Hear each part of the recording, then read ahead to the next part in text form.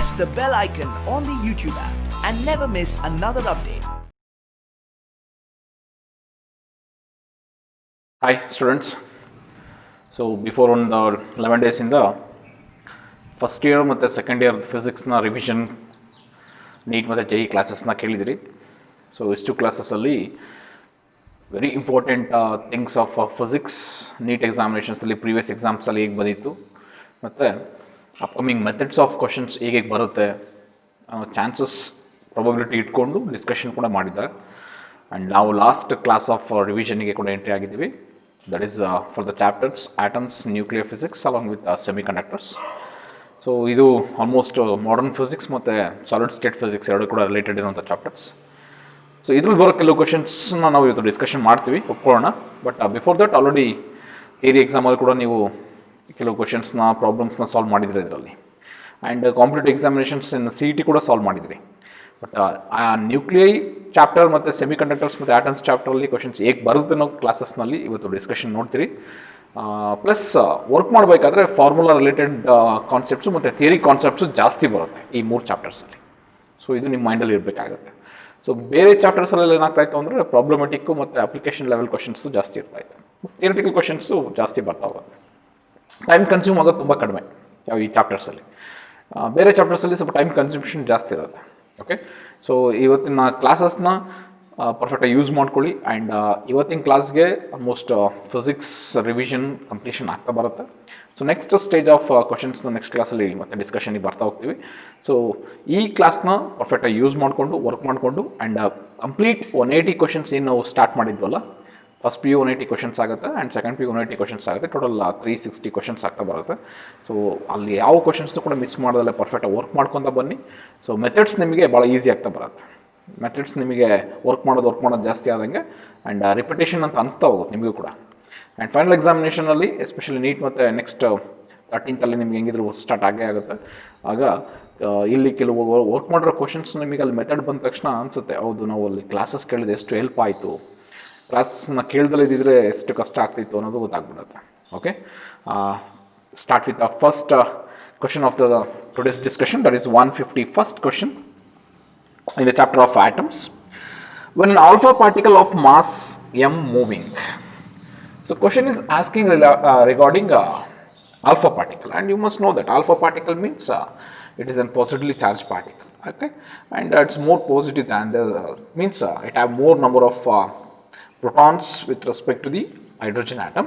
So especially when take it an alpha particle of mass m moving with velocity v bombards on a heavy nucleus of charge Ze, that its distance of closest approach from the nucleus depends on mass m is ಅಂತ ಇದೆ.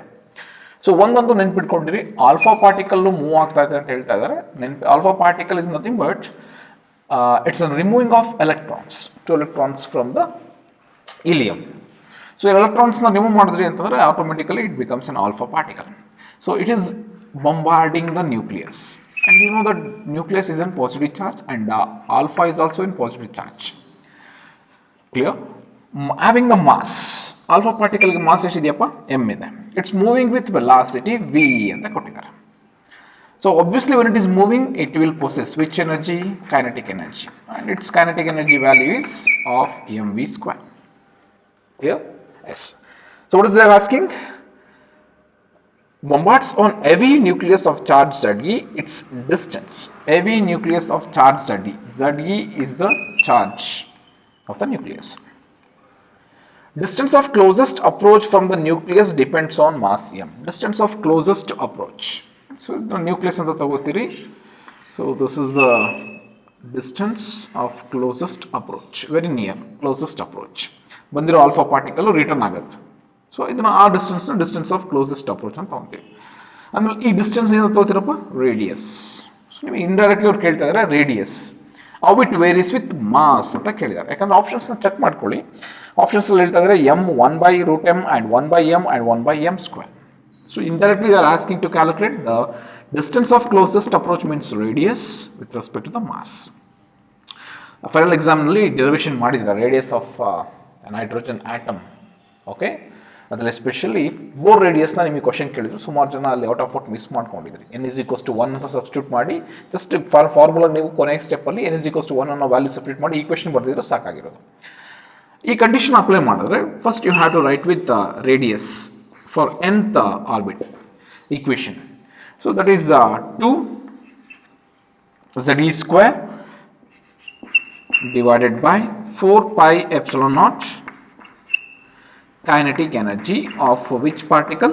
Alpha particle. And you know the equation of kinetic energy, substitute ಮಾಡಿದ್ರೆ 2ze² divided by 4 pi epsilon naught of mv². So 2 1s are 2 2s are 2 ಏನಾಯಿತು cancel. Okay, ಇನ್ನು ಉಳ್ಕೊಂಡಿದ್ದೇನು ಅಂತಂದರೆ mv² pi epsilon naught ಇದ್ದೇ ಇದೆ. So final expression ರೇಡಿಯಸ್ಗೆ ಏನು ಬರುತ್ತೆ? ze² divided by pi epsilon naught mv² substitute ಮಾಡಿದ್ದಾನೆ. So n ಅಂತ substitute ತಗೊಳ್ಳೋಣ, ಬಟ್ ಇಲ್ಲಿ ನಮಗೆ ಕೇಳೋದು only with radius and mass. Therefore radius of with respect to the mass is which proportional? Inversely proportional. So if it taken as inversely proportional, obviously ಯಾವ option choose ಆಗುತ್ತೆ check ಮಾಡ್ಕೊತಾ ಬನ್ನಿ. Okay, so option second is the right answer. R is inversely proportional to 1/m. Okay, go for next question. 152nd question.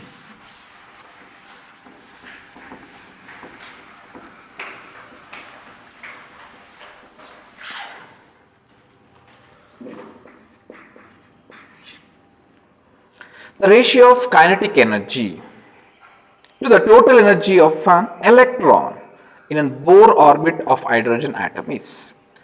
Question is very simple. The ratio of kinetic energy to the total energy. Kinetic energy to the total energy question na expect ಮಾಡ್ತಾ ಇದ್ದಾರೆ.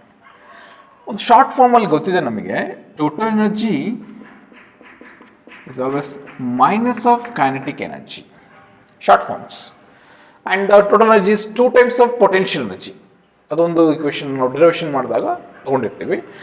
Total energy value ಮತ್ತು kinetic energy ವ್ಯಾಲ್ಯೂನ substitution ತೊಗೊಂಡ್ರೆ observe ಮಾಡಿದ್ರೆ total energy is minus of kinetic energy. But ಇವ್ರು expect ಮಾಡ್ತಿರೋದು kinetic energy of an electron in orbit, kinetic energy to the total energy. So simple, kinetic energy to the total energy. ಇದನ್ನು ಈ set ತಗೋತೀಯ. ಉಳ್ಕೊಂಡಿದ್ದೇನಿಲ್ಲಿ minus 1/1.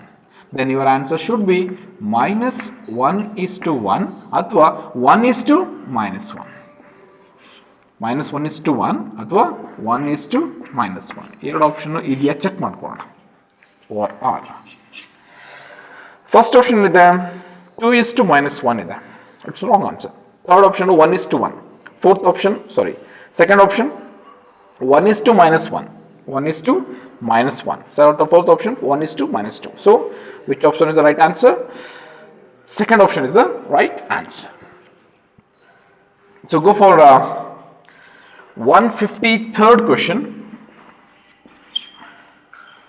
The total energy of an electron in an atom in an orbit is minus 3.4 electron volt. Total energy value minus 3.4 electron volt ಕೊಟ್ಟಿದ್ದಾರೆ.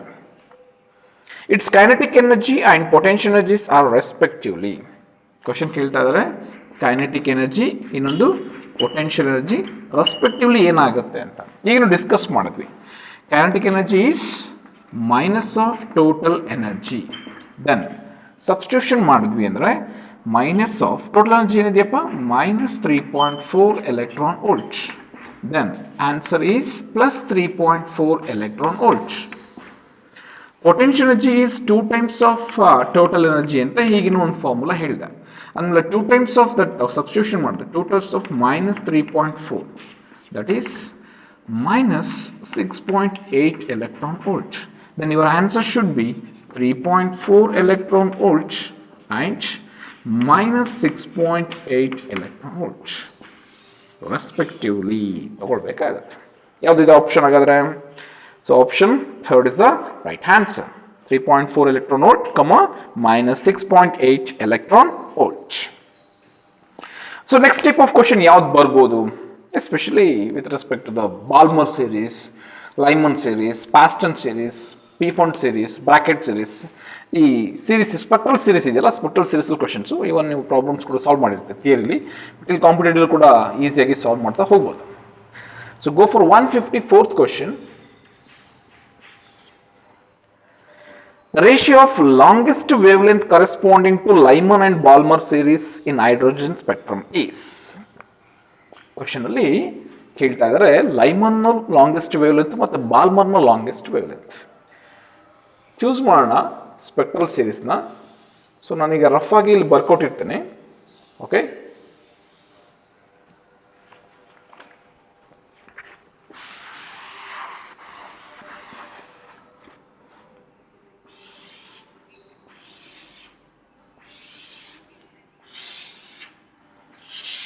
So ground ಲೆವೆಲಿಂದ longest ಹೋಗ್ತಾ ಹೋಗ್ತಾ they are become very close.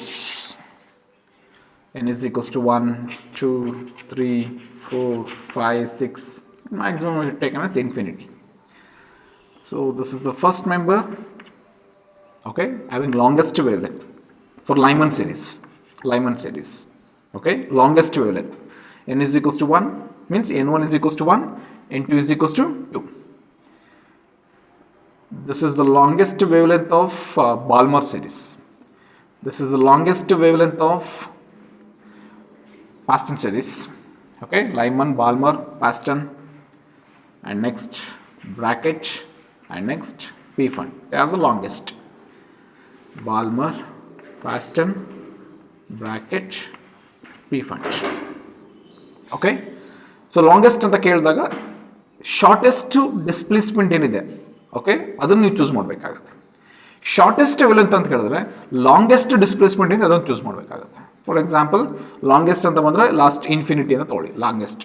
Okay, that will gives shortest wavelength, shortest wavelength, shortest wavelength, shortest wavelength, shortest wavelength. Clear? So longest displacement will gives shortest wavelength. ಅಂದರೆ displacement longest ಅಂದ ತಕ್ಷಣ higher energy ಲೆವೆಲಿಂದ low energy ಲೆವೆಲ್ಗೆ jump ಆಗೋದನ್ನ choose ಮಾಡ್ಕೊತ ಬನ್ನಿ. Shortest displacement ಇದೆಯಲ್ಲ, okay, ಅದನ್ನು ಡಿಎಕ್ಸಿಟೇಷನ್ ಅಂತ ಕರಿತೀವಿ. ಸೊ ಆ ಡಿಎಕ್ಸಿಟೇಷನ್ ಆಗಬೇಕಾದ್ರೆ ಲಾಂಗೆಸ್ಟ್ ಡಿಸ್ಪ್ಲೇಸ್ಮೆಂಟ್ ಇತ್ತು ಅಂದರೆ ಅದನ್ನು ನೀವು ಶಾರ್ಟೆಸ್ಟ್ ವೇವ್ಲೆಂತ್ ತಗೊಳ್ಳಿ. ಶಾರ್ಟೆಸ್ಟ್ ಡಿಸ್ಪ್ಲೇಸ್ಮೆಂಟ್ ಇತ್ತು ಅಂದರೆ ಲಾಂಗೆಸ್ಟ್ ವೇವ್ಲೆಂತ್ ಅಂತ ತಗೋಬೇಕು. ಇಲ್ಲಿ ಕ್ವಶನ್ ಕೇಳ್ತಿರೋದು ವಿತ್ ಲೈಮನ್ ಸೀರೀಸ್ ಮತ್ತು ಬಾಲ್ಮರ್ ಸೀರೀಸ್. ಆಮೇಲೆ ಕನ್ಫರ್ಮ್ ಆಯ್ತು ನಿಮಗೆ. ಲೈಮನ್ ಸೀರೀಸ್ಗೆ ಲಾಂಗೆಸ್ಟ್ ವೇವ್ಲೆಂತ್ ತಗೋಬೇಕಾದ್ರೆ n1 is equals to 1, n2 is equals to 2. ಬಾಲ್ಮರ್ಗೆ n1 is equals to 2, n2 is equals to 3. ಹಾಗೆ ಈ ಥರ ನೆಕ್ಸ್ಟ್ ಮಿಕ್ಕಿದೆಯಾ ಯಾವ್ದಾರು ಆಯಿತು. ಇದನ್ನು ಜಸ್ಟ್ ನೆನ್ಪಿಟ್ಕೊಂಡ್ರೆ ಯಾವ್ದಾದ್ರು ಕ್ವಶನ್ ಕೇಳ್ಕೊಳ್ಳಿ, ಮೀನ್ಸ್ ಇದು ರಿಲೇಟೆಡಲ್ಲಿ ಸ್ಪೆಕ್ಟ್ರಲ್ ಸೀರೀಸಲ್ಲಿ ಲಾಂಗೆಸ್ಟ್ ಶಾರ್ಟೆಸ್ಟ್ ವೇವ್ಲೆಂತ್ ಅಂತ ಕೇಳಿದ್ರು ಅಂತಂದರೆ you have to answer for this. Clear? ಇಲ್ಲಿ ಕ್ವಶನ್ ಕೇಳಿರೋದು 154th ಮತ್ತು 155th ಕ್ವಶನ್ಸ್ ಡಿಫ್ರೆನ್ಸ್ ಆಗಿದೆ, ಬಟ್ ಎರಡು ಒಂದೇ ಮೆಥಡ್. ಸೊ ನಾನು ಇದಕ್ಕೆ ಎರಡು ಕ್ವಶನ್ನ ಒಟ್ಟಿಗೆ ಡಿಸ್ಕಷನ್ ಮಾಡ್ತೀನಿ, 154th and 155th question. Clear? Observe ಮಾಡಿ ಈ ಕಡೆ.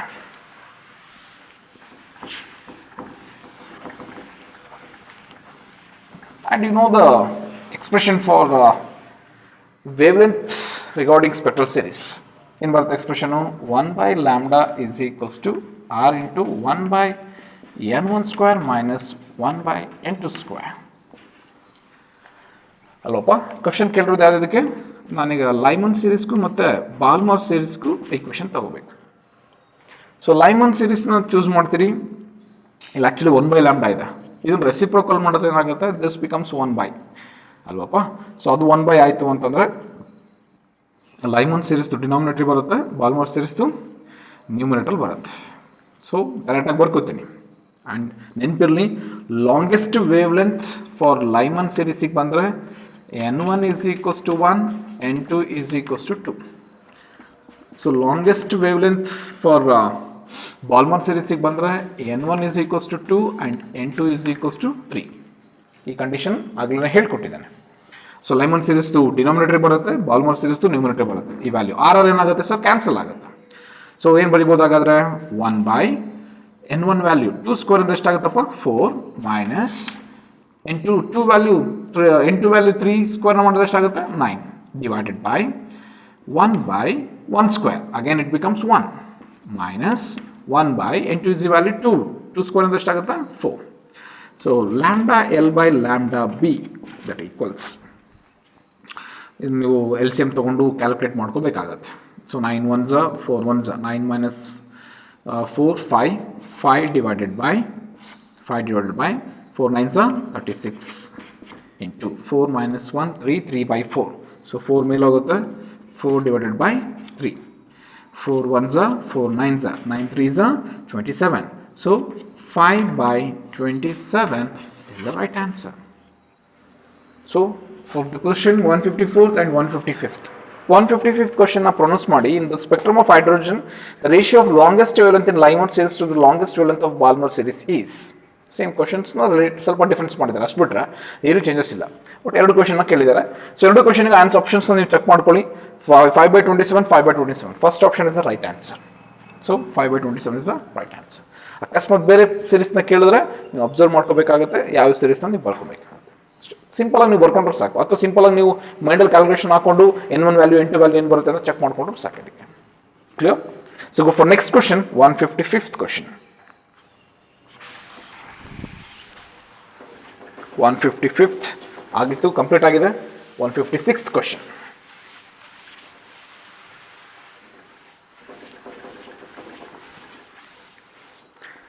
The energy of an electromagnetic waves is of the order of 15 kilo electron volts.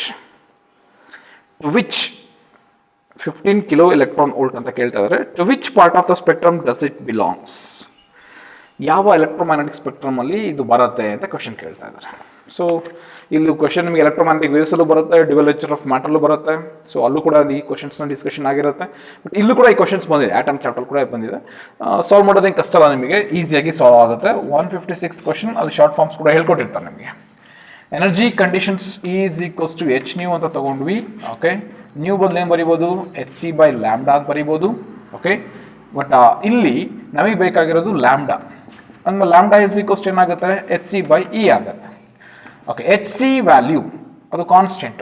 H ಅಂದರೆ Planck's constant 6.63 × 10⁻³ C value velocity of light in vacuum 3 × 10⁸ m/s. So H C ಇದೆ, energy value in electron volt ಇದೆ. ಎಷ್ಟು ಕೊಟ್ಟಿದ್ದಾರೆ, 15 kilo electron volt. Kilo means 10⁻³ electron volt. Electron means small charge. E value 1.6 × 10⁻19 ಅಂದರೆ E value. E ಅಂದರೆ ಅದು constant, ಇದು E value ನೆನಪಿರಲಿ. ಅಂದಮೇಲೆ hc/e ನೀವೇನಾದರೂ ಕ್ಯಾಲ್ಕುಲೇಟ್ ಮಾಡಿದ್ರಿ ಅಂದರೆ, ಸೊ ಈಗಲೇ ಕ್ಯಾಲ್ಕುಲೇಟ್ ಮಾಡಿ ರೆಡಿ ಇಟ್ಕೊಬೇಕಾಗುತ್ತೆ. hc ಕ್ಯಾಲ್ಕುಲೇಟ್ ಮಾಡಿ ರೆಡಿ ಇಟ್ಕೊಳ್ಳಿ. ಓಕೆ, h/e ರೆಡಿ ಇಟ್ಕೊಳ್ಳಿ. ಓಕೆ, c/e ರೆಡಿ ಇಟ್ಕೊಳ್ಳಿ, hc/e ರೆಡಿ ಇಟ್ಕೊಳ್ಳಿ. ಇಲ್ಲಿ ಕ್ಯಾಲ್ಕುಲೇಷನ್ ಮಾಡಿದ್ರು ಅದೇ ವ್ಯಾಲ್ಯೂ ಬರುತ್ತೆ, ಇನ್ ಎಕ್ಸಾಮಿನೇಷನ್ ಕ್ಯಾಲ್ಕುಲೇಷನ್ ಮಾಡಿದ್ರು ಅದೇ ವ್ಯಾಲ್ಯೂ ಬರುತ್ತೆ ಅಲ್ವಾ. ಸೊ ಆಬ್ವಿಯಸ್ಲಿ ನಾವು ಇಲ್ಲಿ ಡೈರೆಕ್ಟ್ ಕ್ಯಾಲ್ಕುಲೇಟ್ ಮಾಡಿಕೊಂಡ್ರೆ ಇಟ್ಸ್ ವ್ಯಾಲ್ಯೂ ಬಿಕಮ್ಸ್ 12.461. ಸೊ ಅದನ್ನ ಬೇಕಾದ್ರೆ ಕ್ಯಾಲ್ಕುಲೇಟ್ ಮಾಡಿ ರೆಡಿ ಇಟ್ಕೊಳ್ಳಿ. ಇಂಟು 10⁻⁻7 ಬರುತ್ತೆ. ಅಂದರೆ ಅದನ್ನು ನೀವು ಶಿಫ್ಟ್ ಮಾಡಿದ್ರೆ ಅಂದರೆ 12,461 ಆಂಗ್ಸ್ಟ್ರಾಮ್ ಬರುತ್ತೆ. ಅಂದರೆ ಇಂಡೈರೆಕ್ಟಾಗಿ ನಾವು ಏನು ಮಾಡ್ಬೋದು ಅಂದರೆ hc/e ವ್ಯಾಲ್ಯೂ ಎಲ್ಲಿ ಸಿಗುತ್ತೋ ಅಲ್ಲಿ ಈ ವ್ಯಾಲ್ಯೂನ ಸಬ್ಸ್ಟಿಟ್ಯೂಟ್ ಮಾಡೋದಾಯ್ತು. ಯಾವುದು, 12,461 ಆಂಗ್ಸ್ಟ್ರಾಮ್ನ ಸಬ್ಸ್ಟಿಟ್ಯೂಟ್ ಮಾಡೋದಾಯ್ತು. Then lambda is equals to 12,461 angstrom divided by 15 × 10⁻³ substitution ಮಾಡಿ. ಸೊ ಇಲ್ಲಿ ನಿಮಗೆ ಆನ್ಸರ್ಸ್ನ ಇಂಡೈರೆಕ್ಟ್ ಕೊಟ್ಟಿರ್ತಾರೆ, ಇಲ್ಲಿ ಚೆಕ್ ಮಾಡ್ಕೊಳ್ಳಿ, ಅಬ್ಸರ್ವ್ ಮಾಡಿ. ಆ್ಯಂಡ್ ಆನ್ಸರ್ಸ್ ಕೂಡ ಇರುತ್ತೆ, ಅದನ್ನು ಕ್ಯಾಲ್ಕುಲೇಟ್ ಮಾಡ್ಕೊಂಡ್ರೆ ಆಯಿತು. ವ್ಯಾಲ್ಯೂ ಕೊಟ್ಟಿರೋದು ಎಷ್ಟು, 15 ಕಿಲೋ ಎಲೆಕ್ಟ್ರಾನ್ ವೋಲ್ಟ್ ಸಬ್ಸ್ಟಿಟ್ಯೂಷನ್ ಮಾಡಿದ್ರೆ. ಆ್ಯಂಡ್ 12,461 ಡಿವೈಡ್ ಬೈ 15 × 10⁻³ ಶಿಫ್ಟ್ ಮಾಡಿ ಕ್ಯಾಲ್ಕುಲೇಟ್ ಮಾಡಿದ್ರೆ ಇಟ್ಸ್ ಬಿಕಮ್ಸ್ 0.826 ಆಂಗ್ಸ್ಟ್ರಾಮ್. ಆ್ಯಕ್ಚುಲಿ ಇಷ್ಟು ವ್ಯಾಲ್ಯೂ ಬರುತ್ತೆ, 0.826 ಆಂಗ್ಸ್ಟ್ರಾಮ್. ಆ್ಯಂಡ್ ಅಬ್ಸರ್ವ್ ಮಾಡಿ, this lambda value is less than 100 angstrom. ಅಂದರೆ 100 ಆಂಗ್ಸ್ಟ್ರಾಮ್ಗಿಂತ ಕಡಿಮೆ ಇದೆ ಅಂತಂದರೆ ಕನ್ಫರ್ಮ್ ಆಯಿತು, ಇಟ್ ಶುಡ್ ಬಿ ವಿಚ್ ರೇ, ಎಕ್ಸ್-ರೇ. ಎಲೆಕ್ಟ್ರೋಮ್ಯಾಗ್ನೆಟಿಕ್ ಸ್ಪೆಕ್ಟ್ರಮ್ ರೇಂಜಸ್ ಗೊತ್ತಿದೆ, ಆ ರೇಂಜಸ್ನ ನೀವು ಅಬ್ಸರ್ವ್ ಮಾಡ್ತಾ ಹೋಗ್ತೀರಿ. ಇಲ್ಲಿರೋ ವ್ಯಾಲ್ಯೂನ ಚೆಕ್ ಮಾಡಿಕೊಂಡು ನೀವು ಎಲೆಕ್ಟ್ರೋಮ್ಯಾಗ್ನೆಟಿಕ್ ಸ್ಪೆಕ್ಟ್ರಮ್ ಯಾವುದು ಅಂತ ಚೂಸ್ ಮಾಡಬೇಕಾಗುತ್ತೆ. So when you observe here this value of this energy 15 kilo electron volt, it comes with less than 100 angstrom. That's why the electromagnetic spectrum is X ray. Clear? Yes, ಒಂದೊಂದು confirm ಆಯಿತು. ಈ ಥರ constant ವ್ಯಾಲ್ಯೂಸ್ನ practice ಮಾಡಿದ್ರೆ ಈ ಚಾಪ್ಟರ್ಗೂ help ಆಗುತ್ತೆ, electromagnetic wave ಚಾಪ್ಟರ್ಗೂ ಹೆಲ್ಪ್ ಆಗುತ್ತೆ, and dual nature of matter ಚಾಪ್ಟರ್ಗೂ ಹೆಲ್ಪ್ ಆಗುತ್ತೆ. ಸೊ ಯಾವ್ಯಾವುದನ್ನು ಪ್ರಾಕ್ಟೀಸ್ ಮಾಡಬೇಕು, hc ಅದನ್ನು ಕ್ಯಾಲ್ಕುಲೇಷನ್ ಪ್ರಾಕ್ಟೀಸ್ ಮಾಡ್ಕೊಳ್ಳಿ, ಮೀನ್ಸ್ ಅದರ ಕಾನ್ಸ್ಟೆಂಟ್ ವ್ಯಾಲ್ಯೂಸ್ನ ಪ್ರಾಕ್ಟೀಸ್ ಮಾಡ್ಕೊಳ್ಳಿ. hc/e, h/e, ಓಕೆ, c/e ಇಷ್ಟು ಕಾನ್ಸ್ಟೆಂಟ್ ವ್ಯಾಲ್ಯೂಸ್ನ ಕಂಪ್ಲೀಟ್ ವ್ಯಾಲ್ಯೂಸ್ ಪರ್ಫೆಕ್ಟ್ ಆಗಿದ್ರೆ ಆನ್ಸರ್ಸ್ನ ಸಬ್ಸ್ಟಿಟ್ಯೂಷನ್ ಮಾಡ್ಕೋಬೇಕಾದ್ರೆ ಈಸಿಯಾಗಿ ಸಾಲ್ವ್ ಆಗ್ತಾ ಬರುತ್ತೆ. ಕ್ಲಿಯರ್? ಸೊ 155th ಕ್ವಶನ್ಗೆ answer is X-ray. Go for 157th question. So 157th question ನೀವು ಅಬ್ಸರ್ವ್ ಮಾಡಿರ್ಬೋದು. ಈ ಒಂದು ಡಯಾಗ್ರಾಮ್ ಕೂಡ ಫೆಮಿಲಿಯರ್ ಇರ್ತೀರಿ. Rutherford alpha particle scattering experiment ಅಲ್ಲಿ ಇದನ್ನು ಡಿಸ್ಕಷನ್ ಮಾಡಿರ್ತೀವಿ ನಾವು ಅಲ್ವಪ್ಪ, Geiger and Marsden experiment. So ಡಯಾಗ್ರಾಮ್ನ ಅಬ್ಸರ್ವ್ ಮಾಡ್ತಾ ಹೋಗಿ, ಅದು ನನಗೆ ಥಿಯರಿಟಿಕಲ್ ಎಕ್ಸ್ಪ್ಲನೇಷನ್ ಕೊಡ್ತಾ ಹೋಗ್ತೀನಿ. A beam of fast moving alpha particles was directed towards a thin film of gold. Okay, the parts A dash, B dash and C dash of the transmitted and reflected beams corresponding to the incident parts A, B and C of the beam are shown in the figure. The number of alpha particles in anta ide. Okay, illiste question kelirudavaru. A particle follow ಆಗ್ತಾ ಇದೆ. A particle as it is gold foil ನ penetrate ಮಾಡಿ pass ಆಗಿದೆ, ಅದು ನಿಮಗೆ ಗೊತ್ತು. And B particle thin gold ಫಾಲ್ಗೆ hit ಆಗಿ it comes back to its path, rebound ಆಗಿದೆ ಅಲ್ವಪ್ಪ. ಆಮೇಲೆ ಎ ಪಾರ್ಟಿಕಲ್ನ ಆಂಗಲ್ ಎಷ್ಟಾಗುತ್ತೆ? 0 ಡಿಗ್ರಿ. ಬಿ ಪಾರ್ಟಿಕಲ್ನ ಆಂಗಲ್ ಎಷ್ಟಾಗುತ್ತೆ? 180 degree, because it comes back. ಹೌದೇನ್ರಿ? ಓಕೆ, ಇಟ್ ಕಮ್ಸ್ ಬ್ಯಾಕ್, ವಾಪಸ್ ಬರ್ತಾ ಇದೆ. ಟೋಟಲ್ ಆಂಗಲ್ನ ಚೂಸ್ ಮಾಡಿದ್ರೆ ಓಕೆ, ಹೇಗಾದ್ರೆ ಏನಾಗ್ಬಿಡುತ್ತೆ, total angle values as it is pass ಆಗ್ತಾ ಇದೆ, ಬಿ ವ್ಯಾಲ್ಯೂ ವಾಪಸ್ ಬರ್ತಾ ಇದೆ ಅಲ್ವಾ. ಸೊ ಹಾಗೇನಾದ್ರು ಸೀಕ್ ತೊಗೊಂಡ್ವಿ ಅಂತಂದ್ರೆ ಸ್ವಲ್ಪ ಆ್ಯಂಗಲ್ ಜಾಸ್ತಿ ಇದೆ. ಓಕೆ, ಸೊ ಹಂಗೆ ಅಬ್ಸರ್ವ್ ಮಾಡ್ತಾ ಬನ್ನಿ. ಆ್ಯಂಗಲ್ ಹೋಗ್ತಾ ಹೋಗ್ತಾ ಹೋಗ್ತಾ ಹೋಗ್ತಾ ಏನಾಗ್ತಾ ಹೋಗುತ್ತೆ? ಕಡಿಮೆ ಆಗ್ತಾ ಬರುತ್ತೆ ಕಂಪ್ಲೀಟ್ಲಿ ಅಲ್ವಾ. ಇಲ್ಲಿ ಅಬ್ಸರ್ವೇಷನ್ ಇನ್ನೊಂದು ಪಾಯಿಂಟ್ ಏನು ಹೇಳ್ತಾರೆ ಅಂದರೆ, the number of alpha particles ಇನ್, ಯಾವುದರಲ್ಲಿ ಎಷ್ಟು ಆಲ್ಫಾ ಪಾರ್ಟಿಕಲ್ಸ್ ಇದೆ ಕ್ವಶನ್ ಅಲ್ಲಿ ಕೇಳ್ತಾ ಇದ್ದಾರೆ. ಆನ್ಸರ್ಸ್ ಅಲ್ಲಿ ಕೊಟ್ಟಿದ್ದಾರೆ, ನಾವು ಅದನ್ನ ಕ್ಲಾರಿಫಿಕೇಶನ್ ಕೊಡ್ತಾ ಹೋಗೋಣ. B dash will be minimum and C dash is maximum ಅಂತ ಇದೆ.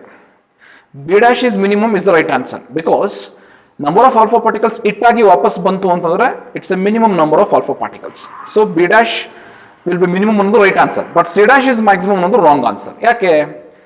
C dash is some of the alpha particles is passing, some of the alpha, not the maximum alpha particles R passing. Okay, maximum alpha particles pass ಆಗಬೇಕು ಅಂದ್ರೆ Rutherford conclusion ಕೂಡ ಕೊಟ್ಟಿದ್ದಾರೆ.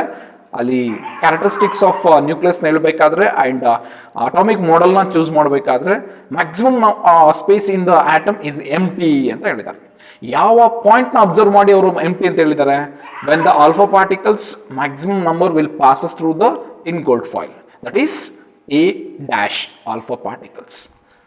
Clear? therefore maximum alpha particles is a dash, not c dash. Option second ಏನಂತ ಹೇಳುತ್ತೆ? A dash will be maximum, ಹೌದು. B dash will be minimum. So second option perfect ಆಗಿ choose ಆಗುತ್ತೆ. ಇನ್ನು ಮಿಕ್ಕಿದ ಎರಡು ಆಪ್ಷನ್ ನೋಡೋ ಅವಶ್ಯಕತೆ ಇಲ್ಲ, ಯಾಕಂದ್ರೆ ಪರ್ಫೆಕ್ಟ್ ಆಪ್ಷನ್ಸ್ ಆಲ್ರೆಡಿ ಸಿಕ್ಕಿದೆ. Go for 158 question. And this question is regarding graphical. And ಇದಕ್ಕೆ ಎರಡು ಕಾನ್ಸೆಪ್ಟ್ಸ್ ನೀವು ಪರ್ಫೆಕ್ಟ್ ಆಗಿರ್ಬೇಕು. ಒಂದು ಕೋಆರ್ಡಿನೇಟ್ ಜಾಮೆಟ್ರಿ ಪರ್ಫೆಕ್ಟ್ ಆಗಿರಬೇಕು, ಎರಡನೇದು ಇಕ್ವೇಷನ್ ಪರ್ಫೆಕ್ಟ್ ಆಗಿರಬೇಕು. ಅಂಡ್ ಇಕ್ವೇಷನ್ ರಿಗಾರ್ಡಿಂಗ್ ಎನರ್ಜಿ ಆಗಿರ್ಬೋದು, ವೆಲಾಸಿಟಿ ಆಗಿರ್ಬೋದು, ರೇಡಿಯಸ್ ಆಗಿರ್ಬೋದು, how it varies with principal quantum number along with atomic number. ಇದ್ರ ಕಂಡೀಷನ್ಸ್ ಗೊತ್ತಿತ್ತು ಅಂತಂದ್ರೆ ಪ್ರಾಬ್ಲಮ್ಸ್ ಈಸಿಯಾಗಿ ಸಾಲ್ವ್ ಮಾಡ್ತಾ ಹೋಗ್ಬೋದು. ಅಂಡ್ ಗ್ರಾಫಿಕಲ್ ಕೋಆರ್ಡಿನೇಟ್ ಜಾಮೆಟ್ರಿ ಕೂಡ ನೇಚರ್ಸ್ ಗೊತ್ತಿತ್ತು ಅಂದ್ರೆ ಈ ಥರ ಪ್ರಾಬ್ಲಮ್ಸ್ ಸುಮಾರು ಬರುತ್ತೆ. ಅದರಲ್ಲಿ ನ್ಯೂಕ್ಲಿಯರ್ ಫಿಸಿಕ್ಸ್ ಅಲ್ಲೂ ಬರುತ್ತೆ, ಸೆಮಿ ಕಂಡಕ್ಟರ್ಸ್ ಅಲ್ಲೂ ಬರುತ್ತೆ, ಆಟಮ್ಸ್ ಅಲ್ಲೂ ಬರ್ತಾ ಹೋಗುತ್ತೆ. 158th question. Which of the following curves may represent the energy of electron in hydrogen atom as a function of principal quantum number? So 158th question ನೀವು observe ಮಾಡಿದ್ರೆ energy with principal quantum number ಕೊಡ್ತಾ ಇದ್ದಾರೆ. And energy for nth orbit or n number of particles, n number of ಆಟಮ್ಸ್ಗೆ ತೊಗೊಂಡ್ವಿ ಅಂದರೆ -13.6 ನೆನಪಿರ್ಬೇಕು ನಿಮಗೆ, z² divided by n² is the expression for total energy ಅಲ್ವಪ್ಪ. So hydrogen atom ಅಂತ ಹೇಳಿದರೆ z is equals to 1 substitute ಮಾಡ್ತೀಯಾ, then E1 is equals to -13.6 electron volt divided by n². Then this energy is inversely varies with -n². For example, n is equals to 1 substitute ಮಾಡಿದ್ರಿ ಅಂತಂದರೆ E1 is equals to -1 ಆಗುತ್ತೆ ಅಲ್ವಪ್ಪ. n is equals to 2 substitute ಮಾಡಿದ್ರಿ ಅಂತಂದರೆ E2 is equals to -1/4 ಆಗುತ್ತೆ. n is equals to 3 substitute ಮಾಡಿದೆ ಅಂದರೆ E3 is equals to -1/9 ಆಗುತ್ತೆ. So ನನಗೆ ಅಬ್ಸರ್ವ್ ಮಾಡಿ, -1 is very close to 0, -1/4 ಅಂತಂದರೆ ಇಟ್ಸ್ ವ್ಯಾಲ್ಯೂ ಬಿಕಮ್ಸ್ 0.25 minus 0.25. ಹೌದೇನ್ರಿ? ಅಂದ್ರೆ minus 0.25 is greater than this value minus 1. ಇದಕ್ಕಿಂತ ಜಾಸ್ತಿ ಅಂದಮೇಲೆ ಇಲ್ಲಿ ಬರೋ ವ್ಯಾಲ್ಯೂ ಏನಾಗ್ತಾ ಹೋಗುತ್ತೆ, ಜಾಸ್ತಿ ಆಗ್ತಾ ಬರುತ್ತೆ. ಅಂದ್ರೆ ಅರ್ಥ n is increases, n value ಜಾಸ್ತಿ ಆಗ್ತಾ ಆಗ್ತಾ ಹೋಯ್ತು ಅಂತಂದ್ರೆ, for example n is equals to infinity ಕೊಟ್ಟೆ ಅಂದರೆ ಈ ವ್ಯಾಲ್ಯೂ ಇದೆಯಲ್ಲ, ಈ ಇನ್ಫಿನಿಟಿ ವ್ಯಾಲ್ಯೂ ಏನಾಗ್ಬಿಡುತ್ತೆ, 0 ಆಗುತ್ತೆ. ಅಂದರೆ ನೆಗೆಟಿವ್ ಇಂದ ಸ್ಟಾರ್ಟ್ ಆಗಿ it become 0. Means as n value increases, ಈ ವ್ಯಾಲ್ಯೂ ಆಲ್ಸೋ ಏನಾಗ್ತಾ ಬರ್ತಾ ಇದೆ, ಇನ್ಕ್ರೀಸ್ ಆಗ್ತಾ ಇದೆ.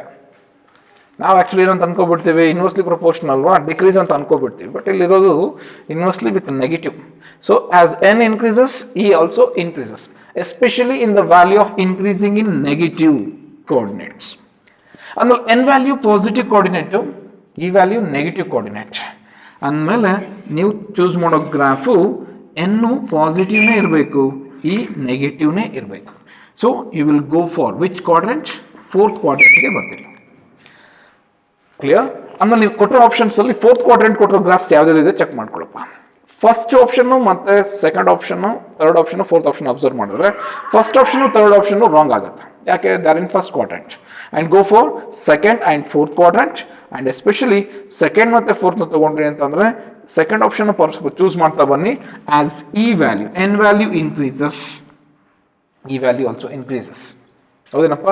N value increases, E value increases, that's value of E increases, N increases. ಆಮೇಲೆ ಈ ವ್ಯಾಲ್ಯೂ ಇನ್ಕ್ರೀಸ್ ಆಗ್ತಿರೋದು ಹೇಗೆ? ಇಲ್ಲಿ -1 ಅಂತ ಇದೆ ಅಂತ ಅನ್ಕೊಳಪ್ಪ. ಓಕೆ, -1 ನಾವು ಅನ್ಕೋತೀವಿ ಇ ಅಂದ್ರೆ ಇನ್ಕ್ರೀಸಿಂಗ್, ಈ ಥರ ತಗೋತೀವಿ, but it's negative. So n increases 1 2 3 4 1 2 3 4, it's increases. E value increases. -1 is ಎಷ್ಟು ಬಂತು? -0.25 means its value is increasing. So this is the perfect option for the question 158. ಅರ್ಥ ಆಯ್ತಲ್ವಾ? ಈ ಕನ್ಫ್ಯೂಷನ್ಸ್ ಸುಮಾರು ಜನ ತಪ್ಪು ಮಾಡ್ಕೊಂತ ಬರ್ತಾರೆ. ಹೇಗೆ ಅಂತಂದ್ರೆ ಈ ನೆಗೆಟಿವ್ ಚೂಸ್ ಮಾಡೋಕ್ಕೆ ಹೋಗೋದಿಲ್ಲ. Just energy is inversely proportional to N square ಅಂತ ಹಾಕೋಬಿಡ್ತಾರೆ. ಸಬ್ಸ್ಟಿಟ್ಯೂಷನ್ ಮಾಡಿ ಹೋಗ್ತಾ ಹೋದಾಗ ಆಬ್ವಿಯಸ್ಲಿ ಸೆಕೆಂಡ್ ಆಪ್ಷನ್ ರೈಟ್ ಅಂತ ಅನ್ಕೋಬಿಡ್ತಾರೆ. ಸೆಕೆಂಡ್ ಆಪ್ಷನ್ ಹೆಂಗ್ ರೈಟ್ ಆಗುತ್ತೆ ಅಂದ್ರೆ ಆಬ್ವಿಯಸ್ಲಿ ಈ ಆನ್ಸರ್ಸ್ಗೆ ಓಕೆ. ಬಟ್ ಅವ್ರು ಏನು ಮಾಡ್ತಾರೆ ಅಂತಂದ್ರೆ ಇನ್ವರ್ಸ್ಲಿ ಪ್ರಪೋರ್ಷನ್ ಅಲ್ವಾ, first option right, because rectangular hyperbola ಬಂದ್ಬಿಡುತ್ತೆ ಫಸ್ಟ್ ಆಪ್ಷನ್ ಅಲ್ಲಿ, ಫಸ್ಟ್ ಕ್ವಾಡ್ರೆಂಟ್ ಅಲ್ಲೇ ಬಂದ್ಬಿಡುತ್ತೆ ಅಂತ ಬರ್ಕೊಬಿಡ್ತೀರಿ. Actually second option right. ಯಾವ ಕಾನ್ಸೆಪ್ಟ್ ಗೊತ್ತಿದ್ರೆ ಮಾತ್ರ energy inversely varies N square, that is negative. ಇದು ನೆನ್ಪಿಟ್ಕೊಂತ ಬನ್ನಿ. ಅಕಸ್ಮಾತ್ ಇದೇ ಕ್ವಶನ್ ರಿಲೇಟೆಡ್ ಆಗಿ ಕೇಳ್ತಾರೆ, ಹೌ ಇಟ್ ವೇರೀಸ್ ಅಂತ ಕೇಳಿದ್ರೆ, as n number increases, principal quantum number increases, what happens to the energy of an hydrogen atom ಅಂತ ಕೇಳಿದ್ರೆ, its value also increases, not decreases. Clear? Yes. Go for next question, 159th question.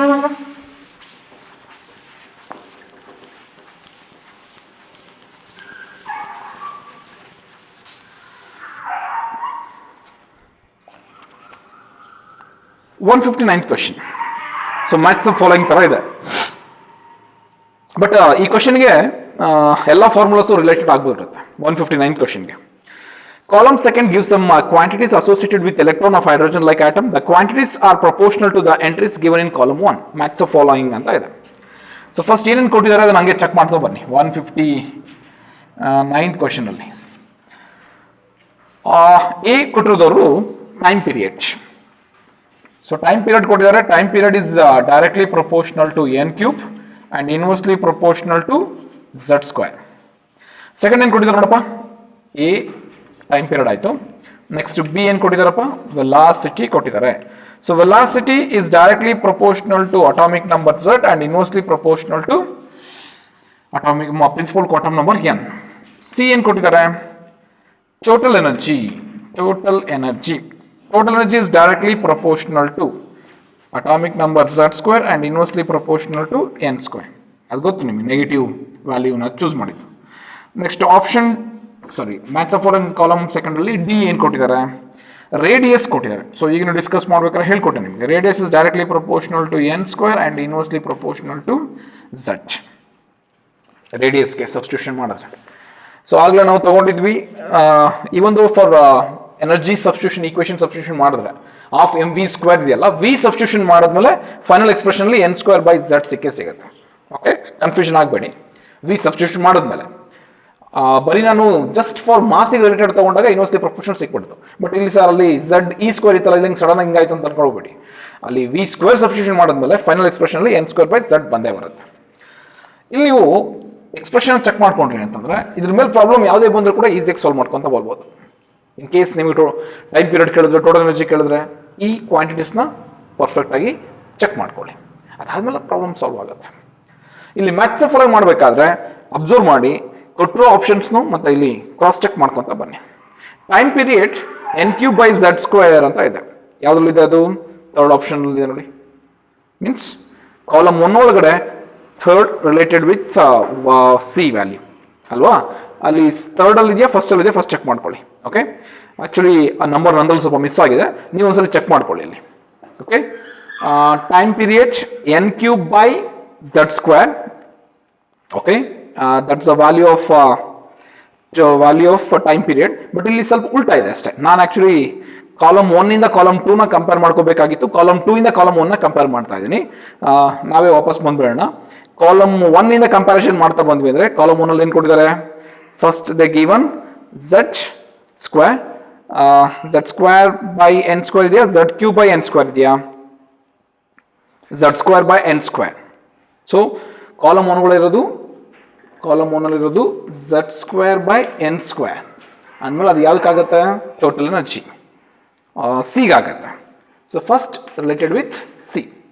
And ಸೆಕೆಂಡಿಗೆ ಬರೋಣ. Second ಏನು ಕೊಟ್ಟಿದ್ದಾರಪ್ಪ? ಸೆಕೆಂಡಲ್ಲಿ ಕೊಟ್ಟಿರೋದು with Z by N ಅಂತ ಕೊಟ್ಟಿದ್ದಾರೆ. Z by N ಅಂತಂದ್ರೆ that is related with velocity.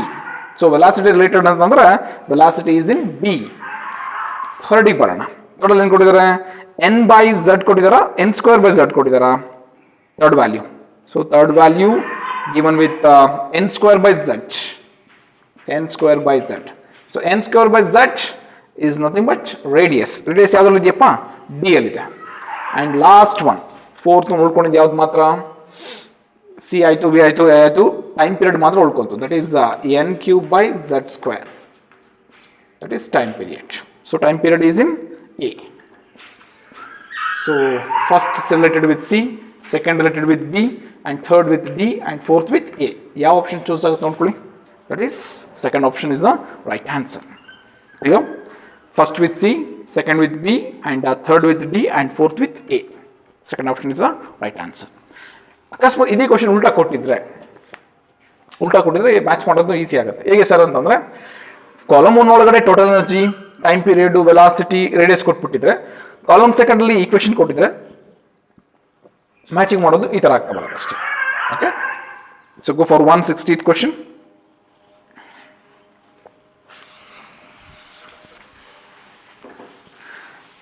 The total energy of an electron in the first excited state of hydrogen atom is about. So first excited state ಅಂತ ತಕ್ಷಣ ನೆನಪಿರಬೇಕು, first excited state ಯಾವ್ದಾಗುತ್ತಪ್ಪ? Second energy level ಆಗುತ್ತೆ ಅಲ್ವಾ? Ground ಲೆವೆಲಲ್ಲಿ ground level n is equals to 1. First excited state ಅಂದಾಗ n is equals to 2. Third excited state ಅಂದಾಗ second excited state ಅಂದಾಗ n is equals to 3. Clear? ಇಲ್ಲಿ ಕೊಟ್ಟಿರೋದು total energy of an electron in the first excited state of hydrogen atom is about -3.4 electron volt. Kinetic energy in this state is. So previously discuss ಮಾಡಿದ್ವಿ kinetic energy ಮತ್ತು total ಎನರ್ಜಿಗೆ ಇರೋ relation. What is the relation between that total energy and kinetic energy? That is minus kinetic energy. Or kinetic energy is equals ಏನಾಗುತ್ತೆ? Minus total energy. So minus of -3.4 electron volt, that becomes plus 3.4 electron volt is the answer. So 160th question ge 3.4 electron volt is the right answer. So go for 161 question. The questions related to nuclear physics. So nuclear physics ಒಳಗಡೆ characteristic of nucleus ತಗೋತೀರಿ and decay process ತಿಳ್ಕೊತೀರಿ. decay ಆದಮೇಲೆ radioactivity conditions ಆದಮೇಲೆ fission, fusion, nuclear reactors. So ಇದ್ರ ಮೇಲೆ questions ಬರ್ತಾ ಹೋಗುತ್ತೆ. A certain mass of hydrogen is changed to helium by the process of fusion. Okay, fusion ಅಂತ ಹೇಳ್ತಾ ಇದ್ದಾರೆ. ಇಲ್ಲಿ binding energy per nucleon concepts ಬರ್ತಾ ಹೋಗುತ್ತೆ.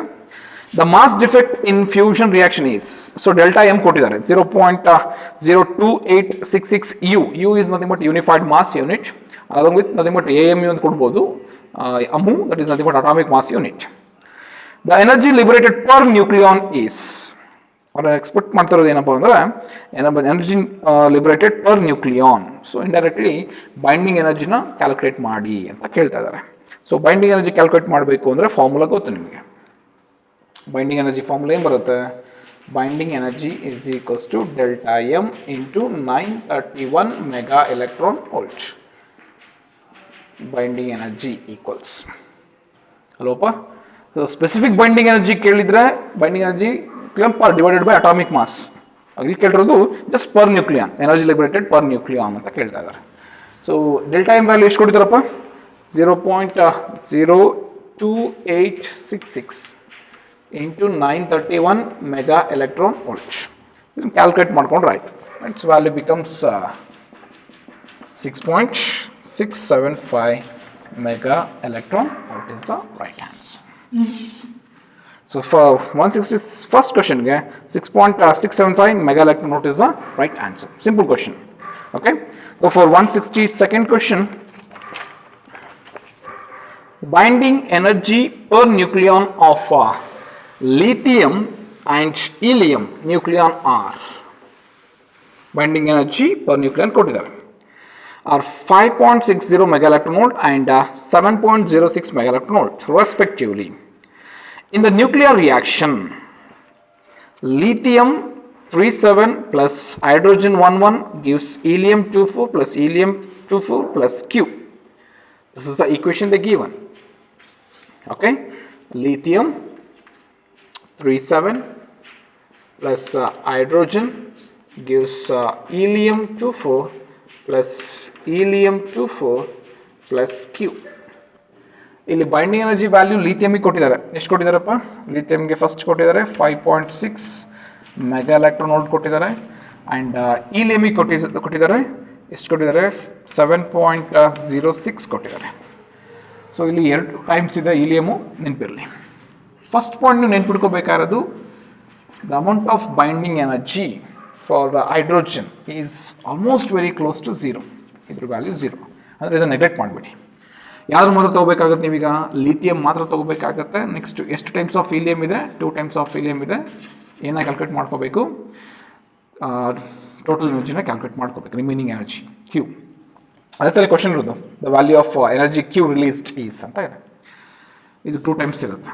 And binding energy is maximum for helium and this lithium comparison ಮಾಡಿದಾಗ. ಯಾಕೆ ಅಂತಂದರೆ it having very less amount of binding energy when compare with helium. Okay, due to the conditions of binding energy per nucleon. So Q is equals to, calculate ಮಾಡ್ಕೋಬೇಕು ಅಂತಂದ್ರೆ this is 2 times of binding energy respect to the mass defect ಅಲ್ಲಿ atomic mass ಬರುತ್ತೆ. ಎಷ್ಟು ಬರುತ್ತೆ ಇಲ್ಲಿ? 4 ಬರುತ್ತೆ. Into ಅವ್ರ value ಕೊಟ್ಟಿದ್ದಾರೆ 7.06 ಅಲ್ವೇನ್ರಿ?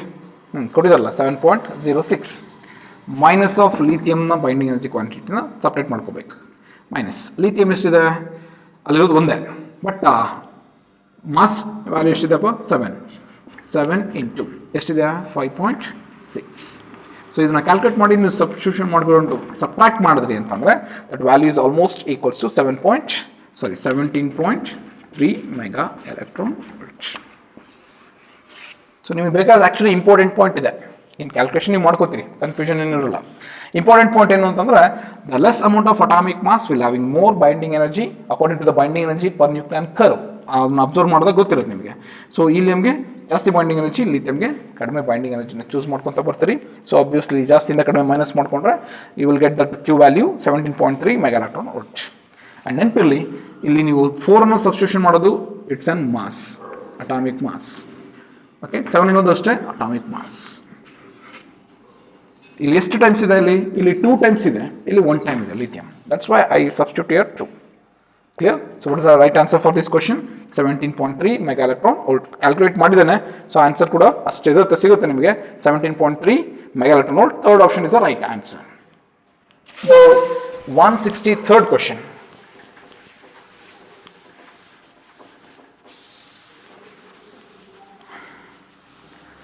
ಆಲ್ಫಾ ಪಾರ್ಟಿಕಲ್ ಕನ್ಸಿಸ್ಟ್ ಆಫ್ ಅಂತ ಇದೆ. ಸೊ ಸುಮಾರು ಜನ ಕನ್ಫ್ಯೂಷನ್ ಮಾಡ್ಕೊಂಡ್ಬಿಡ್ತಾರೆ ಆಲ್ಫಾ ಪಾರ್ಟಿಕಲ್ ಅಂದ ತಕ್ಷಣ. ನಾನು ಹೇಳಿದೆ ನಿಮಗೆ ಆಲ್ಫಾ ಪಾರ್ಟಿಕಲ್ನ ಚೂಸ್ ಮಾಡಬೇಕಾದ್ರೆ ಯಾರನ್ನ ಚೂಸ್ ಮಾಡಬೇಕು ಅಂತ ಹೇಳಿದ್ರೆ ಹೀಲಿಯಂ. ಸೊ ಇಲ್ಲಿ ನಿಮಗೆ ಚೂಸ್ ಮಾಡ್ತೀರಾ ಅಂದರೆ He24 ಅಂತ ಇದೆ, ಹೌದೇನ್ರಿ? And this can be compared with X ಅಂತ ತೊಗೊಳ್ತೀರಿ, ಇಲ್ಲಿ ಝಡ್ ಅಂತ ಬರ್ಕೋತೀರಿ, ಎ ಅಂತ ಬರ್ಕೋತೀರಿ. Z is nothing but atomic number, will gives number of ಏನು ಕೊಡುತ್ತೆ, ಎಲೆಕ್ಟ್ರಾನ್ಸ್ ಕೊಡುತ್ತೆ, and also number of protons. ಇದರಲ್ಲಿ ಎಲೆಕ್ಟ್ರಾನ್ಸು ಪ್ರೋಟಾನ್ಸ್ನ ನಂಬರ್ಸ್ ಈಕ್ವಲ್ ಆಗ್ತಾ ಬರುತ್ತೆ. ಬಟ್ ಎ ಅಂತ ಚೂಸ್ ಮಾಡಬೇಕಾದ್ರೆ ಇಲ್ಲಿ ಎರಡೂ ಇರುತ್ತೆ, ಪ್ರೋಟಾನ್ಸು ಇರುತ್ತೆ, ಎಲೆಕ್ಟ್ರಾನ್ಸ್ ಇರುತ್ತೆ. ಬಟ್ ಇಲ್ಲಿ ನಾವು ತೊಗೊಳ್ಳೋದು Z only with respect to number of electrons.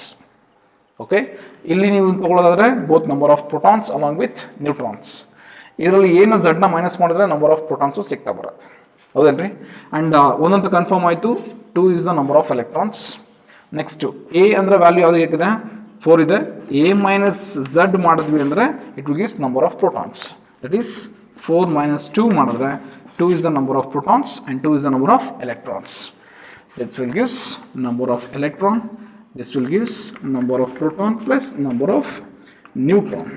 Now substitute ಮಾಡಿ subtract ಮಾಡಿದೆ ಅಂತಂದರೆ ಕನ್ಫರ್ಮ್ ಆಯಿತು, number of proton to number of electron, that is Z, that is also 2. So what is the answer? 2 protons and 2 neutrons only. ಇನ್ನೊಂದು option ಇದೆ ಅಲ್ಲಿ, 2 electrons, 2 protons and 2 neutrons, and 2 electrons and 4 protons only, 2 protons only ಅಂತ ಇದೆ. Actually ನಾವು choose ಮಾಡೋದು ಯಾವ್ದನ್ನ with respect to alpha particle.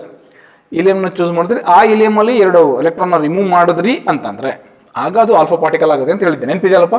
ಇಲಿಯಮ್ನ choose ಮಾಡಿದ್ರೆ ಎಸ್ಪೆಷಲಿ ಇಲ್ಲಿ ನಮಗೆ ಸಿಕ್ಕಿದ್ರೆ ಕನ್ಫರ್ಮ್ ಆಯಿತು. ಇದನ್ನೇನು ಮಾಡ್ತೀರಿ ನೀವೀಗ, ರಿಮೂವ್ ಮಾಡಿಬಿಟ್ಟೆ ಅಂತ ಅನ್ಕೊಂಡು 2 ನಂಬರ್ ಆಫ್ ಎಲೆಕ್ಟ್ರಾನ್ಸ್ ರಿಮೂವ್ ಮಾಡ್ಕೊಂಡೆ ಅಂತಂದರೆ ಏನು ಮಾತ್ರ ಸಿಗುತ್ತೆ, ನಂಬರ್ ಆಫ್ ಪ್ರೋಟಾನ್ಸ್ 2 ಸಿಗುತ್ತೆ. ಓಕೆ, ಇಲ್ಲಿ ಆಲ್ರೆಡಿ ಎಲೆಕ್ಟ್ರಾನ್ ರಿಮೂವ್ ಮಾಡಿಬಿಟ್ಟಿದ್ದೀನಿ. ಆಫ್ಟರ್ ರಿಮೂವಿಂಗ್, ಈ ಪಾಯಿಂಟ್ನ ನೀವು ಆಗಲಿಂದ ಕೇಳ್ತಾ ಇದ್ದೀರಾ, after removing how many electrons, 2 electrons ಅಲ್ವಪ್ಪ, 2 electrons. Then it becomes ಯಾವ ಪಾರ್ಟಿಕಲ್ಲು, ಆಲ್ಫಾ ಪಾರ್ಟಿಕಲ್. ಅಂದಮೇಲೆ ಇಲ್ಲಿ 2 ಎಲೆಕ್ಟ್ರಾನ್ ರಿಮೂವ್ ಮಾಡಿದ್ವಿ ಅಂತಂದರೆ ಉಳ್ಕೊಳ್ಳೋದೇನಪ್ಪ, 2 proton 2 neutron. So in alpha particle ಅಂತ ಕೇಳಿದ್ರು, ನಾಟ್ ಇನ್ ಇಲಿಯಮ್. ಅಂದಮೇಲೆ ಆಲ್ಫಾ ಪಾರ್ಟಿಕಲ್ ಅಂತ ಕೇಳಿದ್ಮೇಲೆ 2 protons 2 neutrons. So this is the right answer. ಕೆಲವು ಕನ್ಫ್ಯೂಷನ್ ಆಗಿ ಆನ್ಸರ್ ಏನು ಬರೀತಾರೆ ಅಂತಂದ್ರೆ 2 protons 2 neutrons 2 electrons ಅಂತ ಫಸ್ಟ್ ಯಾವ್ದು ಆಪ್ಷನ್ ಚೂಸ್ ಮಾಡಿಬಿಡ್ತಾರೆ, ಸೆಕೆಂಡ್ ಆಪ್ಷನ್ ಚೂಸ್ ಮಾಡ್ತಾರೆ. ಯಾವ್ದನ್ನ ನೋಡಿದಾಗ, ಇಲಿಯಮ್ ನೋಡಿದಾಗ. ಬಟ್ ಆಲ್ಫಾ ಪಾರ್ಟಿಕಲ್ ಬೇಕು ಅಂದರೆ removing of how many electrons, 2 electrons from helium atom. Then helium atom ಅಲ್ಲಿ 2 ಎಲೆಕ್ಟ್ರಾನ್ ರಿಮೂವ್ ಮಾಡಿದ್ರೆ ಉಳ್ಕೊಳ್ಳೋದು 2 protons 2 neutrons. Clear? That's the first option is the right answer, 2 protons and 2 neutrons only. So go for next question, 164th question. So 164th question conceptual ಇದೆ, calculation ಇದೆ, application ಇದೆ. So ಎಲ್ಲ mix ಇರುವಂಥ question. The alpha life of radioactive isotope X is 20 years. ನಿಮಗೊಂದು isotope ಕೊಟ್ಟಿದ್ದಾರೆ, ಸಾರಿ ಒಂದು isotope ಕೊಟ್ಟಿದ್ದಾರೆ, X is the isotope. ಎಷ್ಟು ಕೊಟ್ಟಿದ್ದಾರಪ್ಪ ಅದ್ರದ್ದು half life? Half life is 20 years ಕೊಟ್ಟಿದ್ದಾರೆ. And it decays to another element Y. X ಈಗ ಡಿಕೆ ಆಗ್ತಾ ಇದೆ. ಓಕೆ, ಎಷ್ಟು ಆಫ್ ಲೈಫಲ್ಲಿ ಡಿಕೆ ಆಗ್ತಾ ಇದೆಪ್ಪ? 20 years ಆಫ್ ಲೈಫಲ್ಲಿ ಡಿಕೆ ಆಗ್ತಾ ಇದೆ. ಅದೇನಾಗಿ ಡಿಕೆ ಆಗ್ತಾ ಇದೆ? ವೈ ಆಗಿ ಡಿಕೆ ಆಗ್ತದೆ. Another element Y which is stable. Stable means it again ಅದು ಮತ್ತೆ ಡಿಕೆ ಆಗೋಕ್ಕೆ ಚಾನ್ಸಸ್ ಇಲ್ಲ, ಸ್ಟೇಬಲ್ ಆಗಿದೆ. The 2 elements X and Y were found to be in the ratio 1:7. X ಮತ್ತು ವೈ ಯಾವ ರೇಷಿಯೋದಲ್ಲಿ ನಿಮಗೆ ವಿಸಿಬಲ್ ಆಗ್ತಾ ಇದೆ ಅಂತ ಹೇಳ್ತಾರೆ? 1:7. ದಟ್ ಈಸ್ n/n0 ಇದೆಯಲ್ಲ, n is the number of atoms before decay and n0 is the number of atom before decay and n is the number of atom after decay. Then n remaining number of atoms after decay, n/n0 ನ ratio ಕೊಟ್ಟಿದ್ದಾರೆ, that is 1/7 ಅಂತ ಹೇಳ್ತಿದ್ದಾರೆ remaining. But ಇಲ್ಲಿ ಇನ್ನೊಂದು ಏನಾಗುತ್ತೆ ಅಂದರೆ n/n0ನ 1/7 ಅಂತ ತಗೊಳ್ಳೋ ಬದಲು ಇಲ್ಲಿ ರಿಮೈನಿಂಗ್ ಇದೆಯಲ್ಲ ಕೆಳಗಡೆ ಡಿನಾಮಿನೇಟರ್ ಇದೆಯಲ್ಲ, that denominator that is nothing but n-n0 ಅಂತ ಬರ್ಕೋಬೋದು ನೀವು. n divided by n-n0. nx is the number of atoms, nx is the number of atoms and ny is the number of atoms. This is before decay, this is after decay. n/n-n0 confirm ಅಲ್ಲಪ್ಪ? ಹೌದು. n by n minus n naught is equals to 1 by 7. ಆಮೇಲೆ ಇದನ್ನು ನೀವು cross multiply ಮಾಡ್ಕೊತ ಬರ್ಬೋದು ಬೇಕಾದರೆ, ಯಾವುದನ್ನು ಈ ಪೋರ್ಷನ್ನ ಕ್ರಾಸ್ ಮಲ್ಟಿಪ್ಲೈ ಮಾಡ್ಕೋಬೋದು, ಅಥವಾ ಇದನ್ನು ನೀವು ಡಿವೈಡ್ ಮಾಡ್ಕೊತ ಕೂಡ ಬರ್ಬೋದು. ರೆಸಿಪ್ರೋಕಲ್ ಮಾಡ್ಕೊಳ್ಳಿ. n minus n naught divided by n equals 7. n divide ಮಾಡಿಕೊಂಡ್ರೆ 1 ಆಗುತ್ತೆ. 1 minus n naught by n that is equals to 7 ಅಲ್ವಾ. So n naught by n ಆ ಕಡೆ ಸೈಡ್ ಹೋಯ್ತು ಅಂದರೆ ಪ್ಲಸ್ ಆಗುತ್ತೆ, 7 ಈ ಕಡೆ ಬಂದರೆ ಮೈನಸ್ ಆಗ್ತಾ ಬರುತ್ತೆ, ಹೌದಲ್ವಾ. ಅಥವಾ ಈ ವ್ಯಾಲ್ಯೂನ ಆ ಕಡೆ ಶಿಫ್ಟ್ ಮಾಡಿಕೊಂಡ್ರು ಆಯಿತು, ಅದರ ಕ್ಯಾಲ್ಕುಲೇಟ್ ಮಾಡ್ಕೊಬೋದಲ್ಲಪ್ಪ ಅಲ್ವಾ. ಸೊ ಶಿಫ್ಟಿಂಗ್ ಮಾಡ್ಕೊಂತ ಬಂದ್ರು ಕೂಡ ಆನ್ಸರ್ ಸಿಗ್ತಾ ಬರುತ್ತೆ. ಬಟ್ ಒಂದು ಮಿಸ್ ಮಾಡೋದು ಏನು ಅಂತಂದರೆ ಇಲ್ಲಿರೋ ವ್ಯಾಲ್ಯೂ ಇದೆಯಲ್ಲ n ನಾಟಲ್ಲಿ n ನಾವು ಸಬ್ಟ್ರಾಕ್ಟ್ ಮಾಡ್ಕೋಬೇಕಾಗತ್ತೆ ಅಲ್ವಾ. n ಮೈನಸ್ n ನಾಟ್ ಅಲ್ಲ, n nought minus n, n nought minus n, ಇಲ್ಲೂ ಅಷ್ಟೇ n nought minus n, n naught minus n divided by n that is equals to 7. n naught by n minus 1 that is equals to 7. n naught by n that is equals to minus 1 ಹಾಕಿದ್ರೆ ಏನಾಗುತ್ತೆ 8 ಆಗುತ್ತೆ. So ಈ value ನಿಮ್ಮ ಹತ್ರ ಇರಲಿ, n naught by n is equals to 8 ಅನ್ನೋದು ಇರಲಿ ನಿಮ್ಮ ಹತ್ರ. ಸೊ ನೆಕ್ಸ್ಟ್ ಏನು ಕೇಳಿದಾರೆ ನೋಡಿ ಕ್ವಶನ್ ಅಲ್ಲಿ. The two elements x and y are found to be in the ratio 1:7 in the sample of a given rock. The age of the rock is estimated to be. So age na calculate ಮಾಡಕ್ಕೆ ಹೇಳ್ತಾ ಇದ್ದಾರೆ. Means you have to calculate the total time. Total time na calculate ಮಾಡಿದ್ರೆ you will get the perfect answer. Answers ಇರೋದು in the form of years, but ನಮಗೆ ಬೇಕಾಗಿರೋದು ಏನು ಅಂತಂದ್ರೆ t value. So t value ಬೇಕು ಅಂತಂದ್ರೆ ಒಂದು ಶಾರ್ಟೆಸ್ಟ್ ಫಾರ್ಮ್ ಆಫ್ ಈಕ್ವೇಷನ್ ಇದೆ. ಆ ಶಾರ್ಟೆಸ್ಟ್ ಫಾರ್ಮ್ ಆಫ್ ಈಕ್ವೇಷನ್ ಯಾವ್ದು ಬರುತ್ತೆ ಸರ್ ಅಂದ್ರೆ ನೆನಪಿರಲಿ, that is n by n naught equals 1 by 2 to the power of n ಅಂತ ಒಂದು ಈಕ್ವೇಷನ್ ಇದೆ, ನೆನಪಿರ್ಬೇಕು ನಿಮಗೆ. Okay, and 2 to the power of n ಇದೆಯಲ್ಲ, n ಜಾಗದಲ್ಲಿ ಏನು ಬರಿಬೋದು ಅಂತಂದರೆ total time divided by of life period, that is n is equals to t by t of ಅಂತ ಮೀನಿಂಗ್ ನೆನಪಿರಲಿ. ಆ್ಯಕ್ಚುಲಿ ಇದು ಫಾರ್ಮುಲಾ ಬರುತ್ತೆ.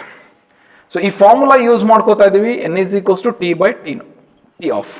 ಅದ್ರ ಏನು ಫೈಂಡ್ ಔಟ್ ಮಾಡ್ಕೊಂಡ್ರೆ ನಿಮಗೆ ಈಗ ಈಸಿ ಆಗಿಬಿಡುತ್ತೆ, n ಫೈಂಡ್ ಔಟ್ ಮಾಡ್ಕೊಂಡ್ರೆ ಈಸಿ ಆಗುತ್ತೆ ಅಲ್ಲಪ್ಪ.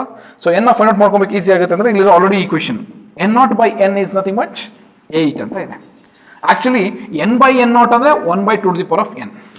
ಸೊ ಅದ್ಮೇಲೆ ನಾನು ಇದನ್ನೇನು ಮಾಡ್ಕೋತೀನಿ, n by n naught equals 1 by 8 ಅಂತ ಬರ್ಕೋತೀನಿ. ಓಕೆ, 1 by 8 ಅಂತ ಬರ್ಕೊತೀನಿ ಅಂದರೆ ಕ್ವಶನ್ ಸ್ವಲ್ಪ ರಿಮೂವ್ ಮಾಡ್ಬಿಟ್ಟು 1 divided by 2 to the power of 8 ಇದೆಯಲ್ಲಪ್ಪ, 3 ಅಂತ ಬರಿಬೋದಲ್ಲ, 2 cube means 8. Then n by n naught is equals to ಏನು formula 1 by 2 to the power of n. ಇಲ್ಲಿರೋ value ಏನು 1 by 2 cube. Then n value ಯಾವ್ದು equal ಆಯಿತು, 3 equal ಆಯಿತು. Then n is equals to 3 equal ಆದರೆ what is the formula for n? That is t divided by t of, that is equals to 3. Then t is equals to 3 into t of. So t of no value ಗೊತ್ತು. What is the value of t of? ಇಲ್ಲೇ ಬರ್ಕೊಂಡ್ವಲ್ಲ. So t of value is how many years? 20 years. So 3 into 20, that is t is equals to how many years? 60 years. Clear? nx first n ಅಷ್ಟು number ಇತ್ತು ಅಂತ ತಗೊಂಡ್ವಿ ಅಂತಂದರೆ next ny value n nought minus n remaining. Okay, X ಇದ್ದಿದ್ದು ಏನಾಗಿ convert ಆಗ್ತಿದೆ, Y ಆಗಿ convert ಆಗ್ತಾ ಇದೆ. So that's becomes the value of n nought minus n divided by n. Reciprocal ಮಾಡಿಕೊಂಡೆ, next n nought by n ನ substitution ಮಾಡಿ calculate ಮಾಡಿಕೊಂಡ್ರೆ, ಆ್ಯಂಡ್ ನೆಕ್ಸ್ಟ್ ಕಂಡೀಷನಲ್ಲಿ ಫಾರ್ಮುಲಾ ಸ್ಟ್ಯಾಂಡರ್ಡ್ ಫಾರ್ಮುಲಾ ಸಬ್ಸ್ಟಿಟ್ಯೂಷನ್ ತೊಗೊಂಡೆ, ಅದನ್ನು ಕಂಪ್ಯಾರಿಸನ್ ಮಾಡಿಕೊಂಡ್ರೆ n is equals to 3 ಬಂತು, n value t by total time by of life period substitution ಮಾಡ್ಕೊಂಡು ಕ್ಯಾಲ್ಕುಲೇಟ್ ಮಾಡಿದ್ರೆ total life is 60 years. Clear? So option ಯಾವುದು right answer ಆಗುತ್ತೆ, second one is the right answer. So go for next question, 165th question.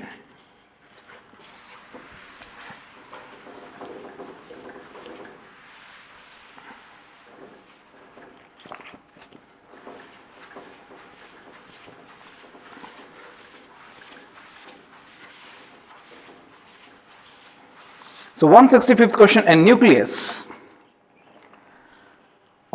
XZA emits 9 alpha particles and 5 p particles, 5 p particles, nothing but beta particles. The ratio of total protons and neutrons 5p ಅಂದ ತಕ್ಷಣ confusion ಆಗಬೇಡಿ, it's nothing but beta plus decay. Okay, ಒಂದು alpha decay ಕೊಟ್ಟಿದ್ದಾರೆ, ಇನ್ನೊಂದು beta decay ಕೊಟ್ಟಿದ್ದಾರೆ. The ratio of total protons and neutrons in the final nucleus is. Question is for number of total ratio of total protons, number of protons to the number of neutrons ನ expect ಮಾಡ್ತಾ ಇದ್ದಾರೆ. ಒಂದು ನೆನ್ಪಿಟ್ಕೊಂಡಿರಿ, X ಅಂತ ಕೊಡ್ತಾ ಇದ್ದಾರೆ, z a first it gets which decay, alpha decay.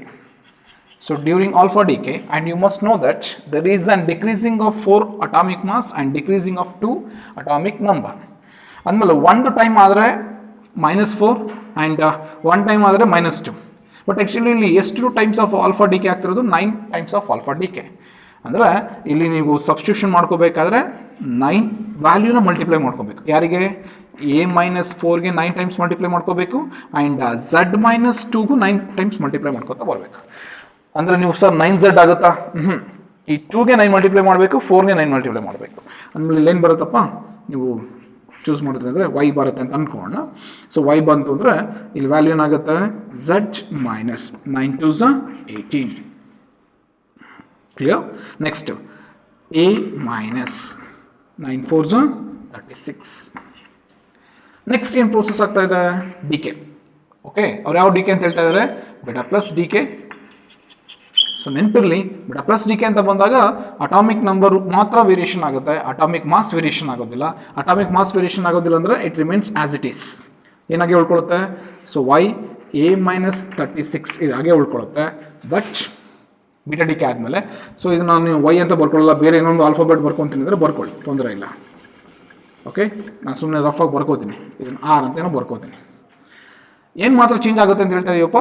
Atomic number ಮಾತ್ರ change ಆಗುತ್ತೆ, that value increases, +1 ಆಗುತ್ತೆ. ಓಕೆ, ಬಿಟಾ ಪ್ಲಸ್ ಅಲ್ಲಿ +1 ಆಗ್ತಾ ಬರುತ್ತಾ? ಎಷ್ಟು ಟೈಮ್ಸ್ ಬಿಟಾ ಡಿ ಕೆ ಆಗ್ತಿರೋದು? 5 ಟೈಮ್ಸ್ ಬಿಟಾ ಡಿ ಕೆ. ಅಂದಮೇಲೆ +5 ಈ ವ್ಯಾಲ್ಯೂಗೆ +5 ಮಾಡಬೇಕು. ಅಂದರೆ -18 +5 ಆದರೆ ಎಷ್ಟಾಗುತ್ತೆ? -13. Then z -13. ಕ್ವಶನ್ ಕೇಳ್ತಾ ಇದ್ದಾರೆ. ಕ್ವಶನ್ ಏನು ಕೇಳ್ತಾ ಇದ್ದಾರೆ? Number of protons to the number of neutrons. So number of protons to the number of neutrons ಅಂತ ತಗೊಂಡಾಗ, ಸೊ ಪ್ರೋಟಾನ್ಸ್ನ ನಂಬರ್ಸ್ ಬರೆಯೋದೇನು ಕಷ್ಟ ಆಗಲ್ಲ ನಿಮಗೆ, ಈಸಿಯಾಗಿ ಸಾಲ್ವ್ ಆಗಿಬಿಡುತ್ತೆ. ರೇಷಿಯೋ ಅದೇ ತಾನೇ ಕೇಳಿರ್ತಾರೆ. Yes, number of protons z -13ನ ಚೂಸ್ ಮಾಡಿದ್ರೆ ಆಯ್ತು ಅಲ್ಲಪ್ಪ, because number of protons is equals to number of electrons. z -13 it gives number of electrons, z -13. But number of neutrons ಬೇಕು ಅಂತಂದರೆ ಏನು ಮಾಡ್ತೀರಿ?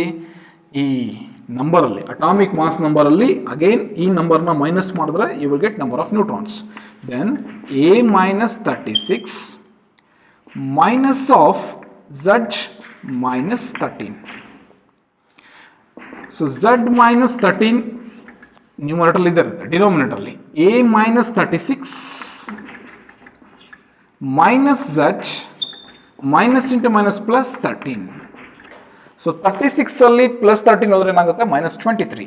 Therefore, your answer is number of protons to the number of neutrons is equals to z -13 divided by a minus z minus 23. So 36 ಅಲ್ಲಿ 13 ಹೋದ್ರೆ 23 ತಾನೆ? ಆಮೇಲೆ ಯಾವ option choose ಆಗುತ್ತೆ ನೋಡಿ ಪರ್ಫೆಕ್ಟ್ ಆಗಿ? z -13 divided by a minus z minus 13. Fourth option is the right answer. Clear? Observe ಮಾಡಬೇಕಾಗಿದೆ ಇಷ್ಟೇ. ಇದನ್ನು ನೀವು ಇಂಡಿವಿಜುವಲ್ ಡಿ ಕೆ ಮಾಡ್ಕೊಂಡು ಕೂತ್ಕೊಂಡು ಇಂಡಿವಿಜುವಲ್ ಡಿ ಕೆ ಇಕ್ವೇಷನ್ ಬರೀತಾ ಕೂತ್ಕೊಂಡ್ರೆ ಕನ್ಫ್ಯೂಷನ್ ಆಗುತ್ತೆ. ಒಂದು ಡಿ ಕೆ ಇಕ್ವೇಷನ್ ಗೊತ್ತಿರಬೇಕು ನಿಮಗೆ. ಅದು ಒಂದು ಡಿ ಕೆ ಪ್ರೋಸೆಸ್ ಅಲ್ಲಿ ಏನಾಗುತ್ತೆ? ಆಲ್ಫಾ ಡಿ ಕೆಲಿ atomic number decreases by 2 times and atomic mass decreases by 4 times. Beta plus ಅಲ್ಲಿ atomic number increases by 1 time. So there is no change in atomic mass. Okay, direct ಆಗಿ 5 times ಅಂದಾಗ 5 into that value +1 ಮಾಡೋದಾದ್ರೆ 5 into 1 5. So z -18 ಅಲ್ಲಿ +5 ನ ತಗೊಂಡ್ವಿ ಅಂದರೆ z -13 ಆಗುತ್ತೆ. So ಇಲ್ಲಿ ಆಲ್ಫಾ ಡಿ ಕೆ ಪ್ರೋಸೆಸ್ ಅಲ್ಲಿ 1 ಟೈಮ್ ಆಲ್ಫಾ ಡಿ ಕೆ ಹಾಕ್ಬೇಕಾದ್ರೆ a -4 9 ಮಲ್ಟಿಪ್ಲೈ ಮಾಡ್ಕೊಳ್ಳಿ ಆ್ಯಂಡ್ 2 ಮಲ್ಟಿಪ್ಲೈ ಮಾಡಿದ್ರೆ 18. So this is the condition. Clear? So go for next question, 166 question.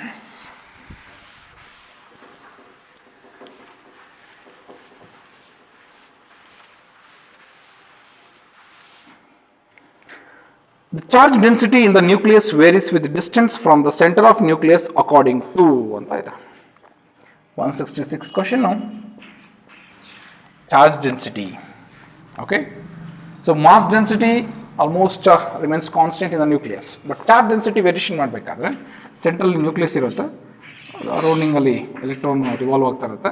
This is also an charge, this is positive charge, this is negative charge. ಇವರಿಬ್ಬರು ಮಧ್ಯ ಯಾವ force ಇರುತ್ತೆ? Electrostatic force. So electrostatic force distance ಜೊತೆ ಹೇಗೆ variation ಆಗುತ್ತೆ? Inversely proportional. Question ಕೇಳ್ತಿರೋದು charge density with respect to ಏನು question ಅಪ್ಪ? Distance from the centre of nucleus. ಇದು ಡಿಸ್ಟೆನ್ಸ್ ತಾನೆ, ರೇಡಿಯಸ್. ಅಬ್ಸರ್ವ್ ಮಾಡ್ಬೋದು.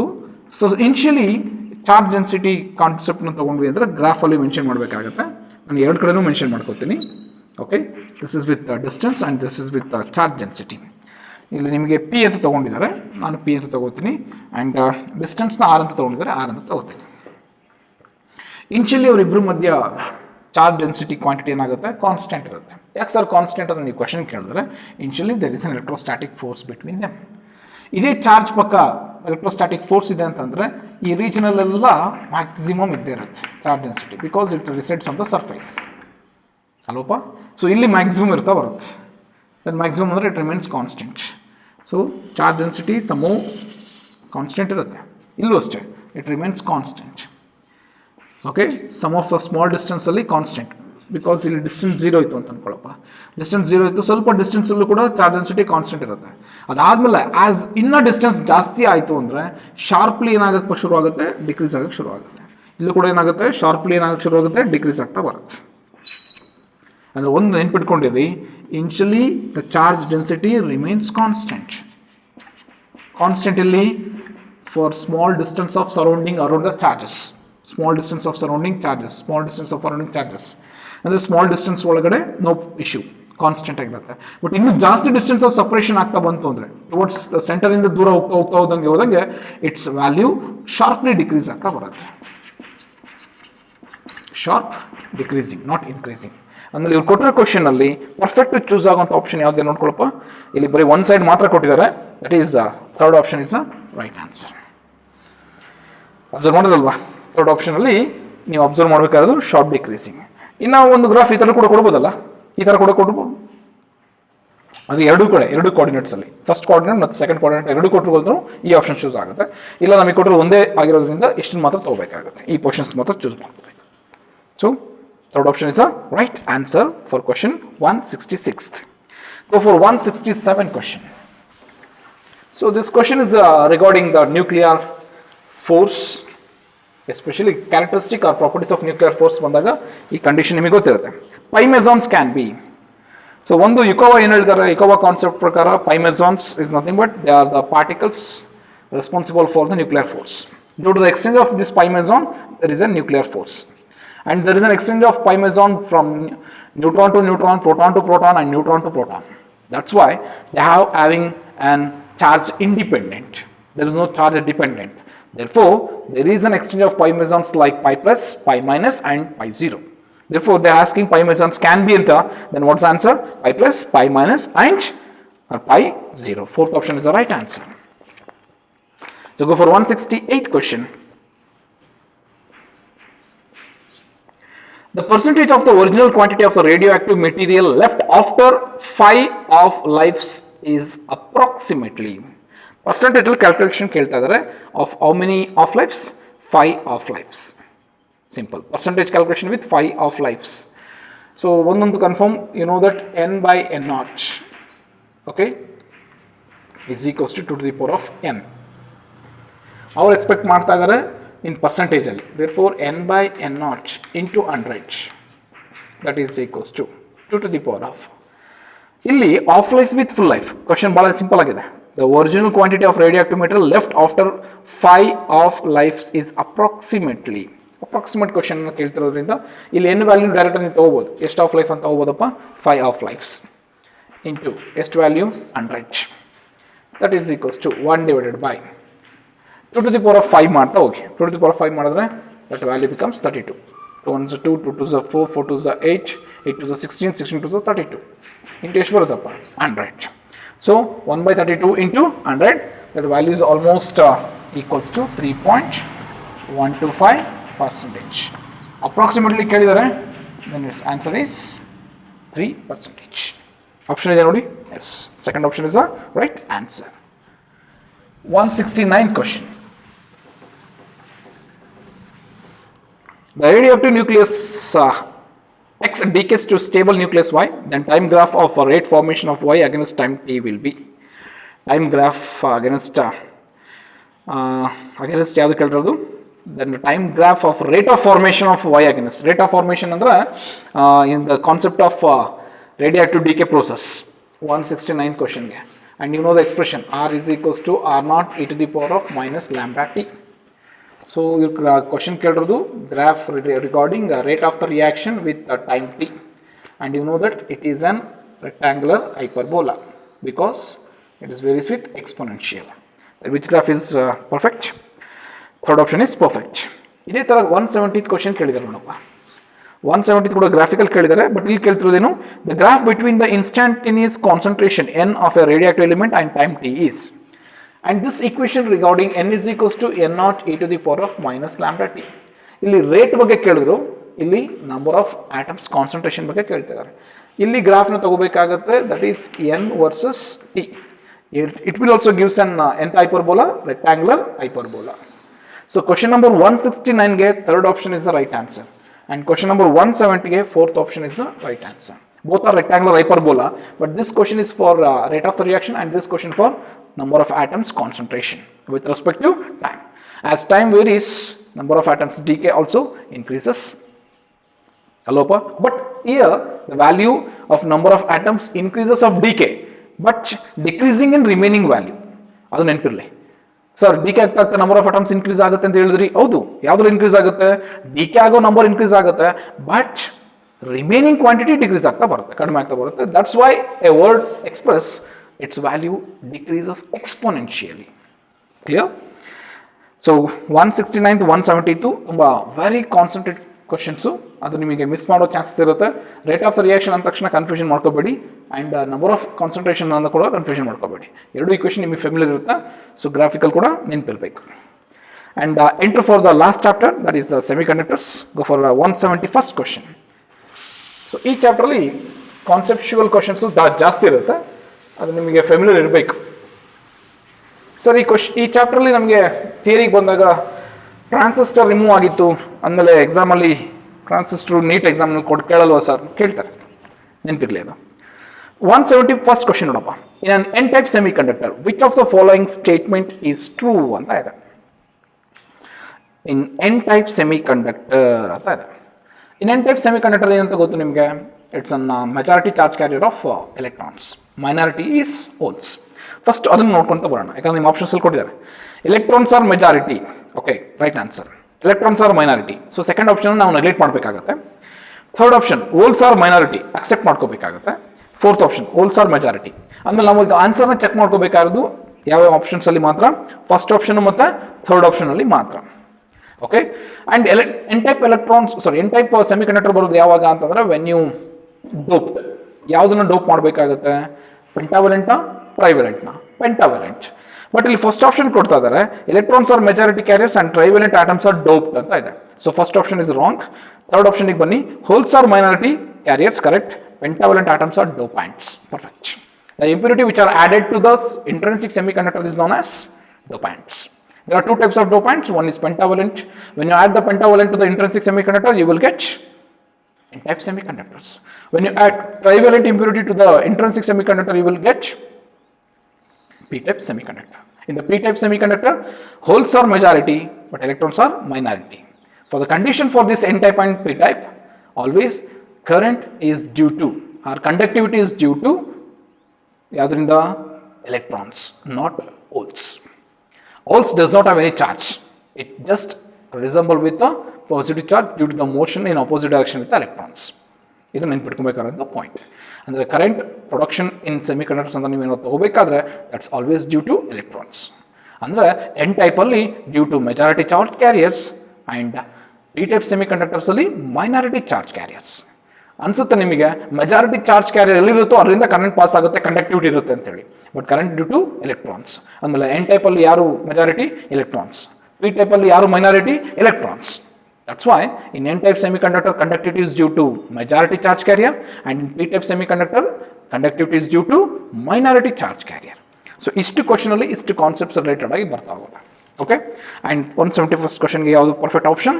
Third option is the right answer. So go for 172nd question. In an P N junction diode change in temperature due to heating ಅಂತ ಇದೆ. P N junction diode ಅಲ್ಲಿ change in temperature due to heating. Temperature change ಆಗುತ್ತೆ ಯಾಕೆ? Okay, does not effect resistance of P N junction ಅಂತ ಇದೆ. Actually ರೆಸಿಸ್ಟೆನ್ಸ್ಗೆ effect ಆಗುತ್ತೆ. Effects only forward resistance, effects only reverse resistance, affects the overall V I characteristic of P N junction. So ಇಲ್ಲಿ 4 option ನೀವು observe ಮಾಡ್ತಾ ಹೋದ್ರೆ does not effect resistance ಅನ್ನೋದು wrong option, affects only forward resistance ಅನ್ನೋದು wrong answer, affects only reverse resistance ಅನ್ನೋದು wrong answer. ಯಾಕೆ ಅಂತ question ಕೇಳಿದ್ರೆ during this forward bias the junction barrier will decreases, during reverse bias junction barrier will increases. ಆದ್ಮೇಲೆ ನಾನು ಟೆಂಪರೇಚರ್ನ variation ಮಾಡಿದ್ರೆ both P type and N ಟೈಪ್ಗೆ effect ಆಗುತ್ತೆ. Both forward resistance and also reverse resistance ಕೂಡ variation ಆಗ್ತಾ ಬರುತ್ತೆ. When forward resistance reverse resistance variation ಆಯಿತು ಅಂದರೆ affects overall V I characteristics of P N junction. V I characteristics nothing but the reason graph related with current versus voltage during forward bias and reverse bias. Therefore, what is the answer for this question? Affects the overall VI characteristic of PN junction. Fourth option is the right answer. So go for 173rd question. ಅಲ್ಲಿ ನಿಮಗೆ circuit ಕೂಡ ಕೊಟ್ಟಿದ್ದಾರೆ. In the given figure, a diode D is connected to an external resistance R 100 ohm. ಈ question observe ಮಾಡಬೇಕು. Battery ಕೂಡ connect ಆಗಿದೆ. ಎಷ್ಟಿದೆಯಪ್ಪ battery? Effective voltage ಎಷ್ಟು ಕೊಟ್ಟಿದ್ದಾರೆ ಅವರು? ವೋಲ್ಟೇಜ್ ಎಷ್ಟು ಕೊಟ್ಟಿದ್ದಾರೆ ಬ್ಯಾಟ್ರಿದು? ಇ ಎಮ್ ಎಫ್ 3.5 ವೋಲ್ಟ್ಸ್ ಕೊಟ್ಟಿದ್ದಾರೆ. ಬಟ್ ನೆನಪಿರಲಿ, ಈ ಬ್ಯಾಟ್ರಿಯಿಂದ ಕೂಡ ಇಂಟರ್ನಲ್ ರೆಸಿಸ್ಟೆನ್ಸ್ ಇದ್ದೇ ಇರುತ್ತೆ. ಇಲ್ಲಿ ಕ್ವಶನ್ ಕೊಟ್ಟಿದ್ದಾರೆ ಅಲ್ಲಿ resistance of 100 ohm and an E M F of 3.5 volt if the barrier potential developed across the diode is 0.5 volts the current in the circuit will be ಅಂತ ಇದೆ. ಅಂದರೆ ಒಂದು ಅಬ್ಸರ್ವ್ ಮಾಡಬೇಕಾದ್ರೆ ಅಂದರೆ ಸರ್ಕ್ಯೂಟಲ್ಲಿ 173rd ಕ್ವಶನ್ ಅಲ್ಲಿ this is the circuit and this is the diode and this is the resistor and this is the battery and this EMF of the battery is 3.5 volts. Its resistance is 100 ohm resistance. Once ಅಲ್ಲಿ ನೀವು confirm ಮಾಡ್ಕೋಬೇಕು during this forward bias P type is connected to positive and N type is connected to negative ಅಲ್ವೇನ್ರಿ? ಅಂದರೆ ಇದು forward bias ಅಂತ confirm ಆಯಿತು. During forward bias the barrier potential value will decreases. ಇಲ್ಲಿ already barrier resistance ಇದೆ. ಎಷ್ಟು ohm ಇದೆಯಪ್ಪ? 0.5 ohm barrier resistance ಇದೆ. ಅಂದಮೇಲೆ ಈ ಬ್ಯಾರಿಯರ್ ರೆಸಿಸ್ಟೆನ್ಸ್ನ ಡಿಕ್ರೀಸ್ ಮಾಡೋಕ್ಕೆ ಈ ಪೊಟೆನ್ಷಿಯಲ್ ವೇರಿಯೇಷನ್ ಆಗ್ತಾ ಬರುತ್ತೆ. ಆಮೇಲೆ ಎಫೆಕ್ಟಿವ್ ಇ ಎಮ್ ಎಫ್ ಏನಾಗುತ್ತೆ? Effective E M F of the battery that becomes 3.5 minus 0.5 that is 3 volt. Effective E M F of the battery. But ಅವ್ರು ಎಕ್ಸ್ಪೆಕ್ಟ್ ಮಾಡ್ತಾ ಇದ್ದಾರೆ, ಏನು ಎಕ್ಸ್ಪೆಕ್ಟ್ ಮಾಡ್ತಾ ಇದ್ದಾರೆ ನೋಡಿ ಅವರು? They are asking to calculate the current in the circuit will be. ಭಾಳ simple question ಕೇಳ್ತಾ ಇದ್ದಾರೆ. ಅಂದರೆ ವೋಲ್ಟೇಜ್ ಎಷ್ಟೊಂದು ಗೊತ್ತಾಯಿತು. Voltage is 3 volts. ಕರೆಂಟ್ ಬೇಕು. V is equals to I R, I is equals to V by R. So V value 3, R value ಎಷ್ಟಿದೆ? 100 resistor, 100 ohm ಅಲ್ವಪ್ಪ? 3 divided by 100, 3 divided by 10 to the power of plus 2, that is 3 into 10 to the power of minus 2. 3 into 10 to the power of minus 2. Then I is equals to 3 into, answer 3 into 10 to the power of minus 2 ampere ಇದೆ ನೋಡಿ? No. Answers all are in the milliamp. ಆದ್ಮೇಲೆ ಅದನ್ನ ಏನು ಮಾಡಬೇಕು ನಾವೀಗ? Milli convert ಮಾಡಬೇಕು. -3 ಆಗಬೇಕು ಅಂದರೆ 3 into 10 to the power of minus 2 ಇರೋದು 10 to the power of minus 3 ಆದರೆ 30 ಆಗುತ್ತೆ. So 30 into 10 to the power of minus 3 ampere, that is I is equals to 30 milliampere. So for the question 173rd, 30 milliampere is the right answer. Option ಇದೆಯಲ್ಲಪ್ಪ? Yes. Second option is the right answer. 174th question ಬನ್ನಿ. So 174th question ಒಂದೇ ಒಂದು question ಸಾಕು ನಿಮಗೆ. ಅದರಲ್ಲಿ ಎಲ್ಲ ಥರದ್ದು ಆನ್ಸರ್ಸ್ನ calculation ಮಾಡೋಕ್ಕೆ ಕೇಳಿದ್ದಾರೆ. ಸೊ ಆ ಒಂದು ಪ್ರಾಬ್ಲಮ್ ಸಾಲ್ವ್ ಮಾಡಿದಾಗ ಸುಮಾರು ಕಂಡೀಷನ್ಸ್ ನಿಮಗೆ ಅರ್ಥ ಆಗ್ತಾ ಬರುತ್ತೆ. ಜಸ್ಟ್ ಫಸ್ಟ್ ನೀವೇನು ಮಾಡಿ ಕೊಟ್ಟರು ಸರ್ಕ್ಯೂಟ್ನ ಅಬ್ಸರ್ವ್ ಮಾಡ್ತಾ ಬನ್ನಿ. ಎಂಥ ಕಾಂಪ್ಲಿಕೇಶನ್ ಇರೋದಿಲ್ಲ. ಅಲ್ಲಿ 3 ನೋಟ್ಸ್ ಇರುತ್ತೆ. ಆ 3 ನೋಟ್ಸ್ನ ನೀವು ಪರ್ಫೆಕ್ಟಾಗಿ ತಿಳ್ಕೊಂಬಿಟ್ರೆ ಆಯಿತು. ಸರ್ಕ್ಯೂಟ್ನ ಅಬ್ಸರ್ವ್ ಮಾಡಿದ್ರೆ ಎಮಿಟರ್ ಗ್ರೌಂಡ್ ಮಾಡಿದ್ದಾರೆ ಅಂತಂದರೆ it is common emitter. C ಮೋಡಲ್ ಇದೆ. ಅಂದರೆ ಬೇಸ್ ಏನಾಗುತ್ತೆ? ಇನ್ಪುಟ್ ಆಗುತ್ತೆ. ಕಲೆಕ್ಟರ್ ಏನಾಗುತ್ತೆ? ಔಟ್ಪುಟ್ ಆಗುತ್ತೆ. ಅಂದಮೇಲೆ ಆರ್ ಸಿ ಅನ್ನೋದು ಔಟ್ಪುಟ್ ರೆಸಿಸ್ಟೆನ್ಸ್ ಆಗುತ್ತೆ, ಆರ್ ಬಿ ಅನ್ನೋದು ಇನ್ಪುಟ್ ರೆಸಿಸ್ಟೆನ್ಸ್ ಆಗುತ್ತೆ. ಓಕೆ, 20 ವೋಲ್ಟ್ ಅಂತಿದೆಯಲ್ಲ ಅದು ಔಟ್ಪುಟ್ ವೋಲ್ಟೇಜ್ ಆಗುತ್ತೆ ಆ್ಯಂಡ್ ವಿ ಐ ಅನ್ನೋದು ಇನ್ಪುಟ್ ವೋಲ್ಟೇಜ್ ಆಗುತ್ತೆ. ಅದು ನೆನ್ಪಿಟ್ಕೊಂಡಿರಿ. ಓಕೆ, ಆ್ಯಂಡ್ ನೆಕ್ಸ್ಟ್ ಇನ್ನೊಂದು ಪಾಯಿಂಟ್ ನಾವು ಕ್ವಶನಲ್ಲಿ ಏನು ಕೊಟ್ಟಿದ್ದಾರೆ ಅದನ್ನು ಚೆಕ್ ಮಾಡ್ಕೊತ ಬನ್ನಿ. ಆ್ಯಂಡ್ ರೆಸಿಸ್ಟೆನ್ಸ್ ಏನು ಕೊಟ್ಟಿದ್ದಾರೆ ಅದನ್ನು ಕೂಡ ಸರ್ಕ್ಯೂಟಲ್ಲಿ ಅಬ್ಸರ್ವ್ ಮಾಡಿ ನೆಕ್ಸ್ಟ್ ಏನು ಕ್ಯಾಲ್ಕುಲೇಷನ್ ಮಾಡೋಕೆ ಕೇಳಿದರೆ ಚೆಕ್ ಮಾಡ್ಕೊತ ಬನ್ನಿ. In the circuit shown in the figure the input voltage V I is 20 volts. Okay, ಇಲ್ಲೊಂದು ಸ್ವಲ್ಪ ಟ್ವಿಸ್ಟ್ ಇದೆ. ವಿ ಐ ಅಂದರೆ ಅದು 20 ವೋಲ್ಟ್ಸ್ ಅಂತ ಹೇಳ್ತಾ ಇದ್ದಾರೆ. ಇನ್ಪುಟ್ ವೋಲ್ಟೇಜು ಎಷ್ಟಾಯಿತು? 20 volt. So V I is 20 volt ಅಂದಮೇಲೆ ನನಗೆ ಇಲ್ಲಿ ಇನ್ಪುಟ್ ವೋಲ್ಟೇಜ್ ಯಾವುದಾಗುತ್ತೆ? V B B, common base voltage. V B B is the input voltage. Next ಏನು ಹೇಳ್ತಾರೆ ನೋಡಪ್ಪ ಅವರು, the values I B, I C and beta are ಏನೇನು calculate ಮಾಡೋಕೆ ಹೇಳ್ತಾರೆ? ಬೇಸ್ ಕರೆಂಟ್ನ ಕ್ಯಾಲ್ಕುಲೇಟ್ ಮಾಡು ಅಂತ ಹೇಳ್ತಾರೆ, ಕಲೆಕ್ಟರ್ ಕರೆಂಟ್ನ ಕ್ಯಾಲ್ಕುಲೇಟ್ ಮಾಡು ಅಂತ ಹೇಳ್ತಾರೆ, and gain. Okay, beta value current ಗೇನ್ನ ಕ್ಯಾಲ್ಕುಲೇಟ್ ಮಾಡು ಅಂತ ಹೇಳ್ತಾರೆ.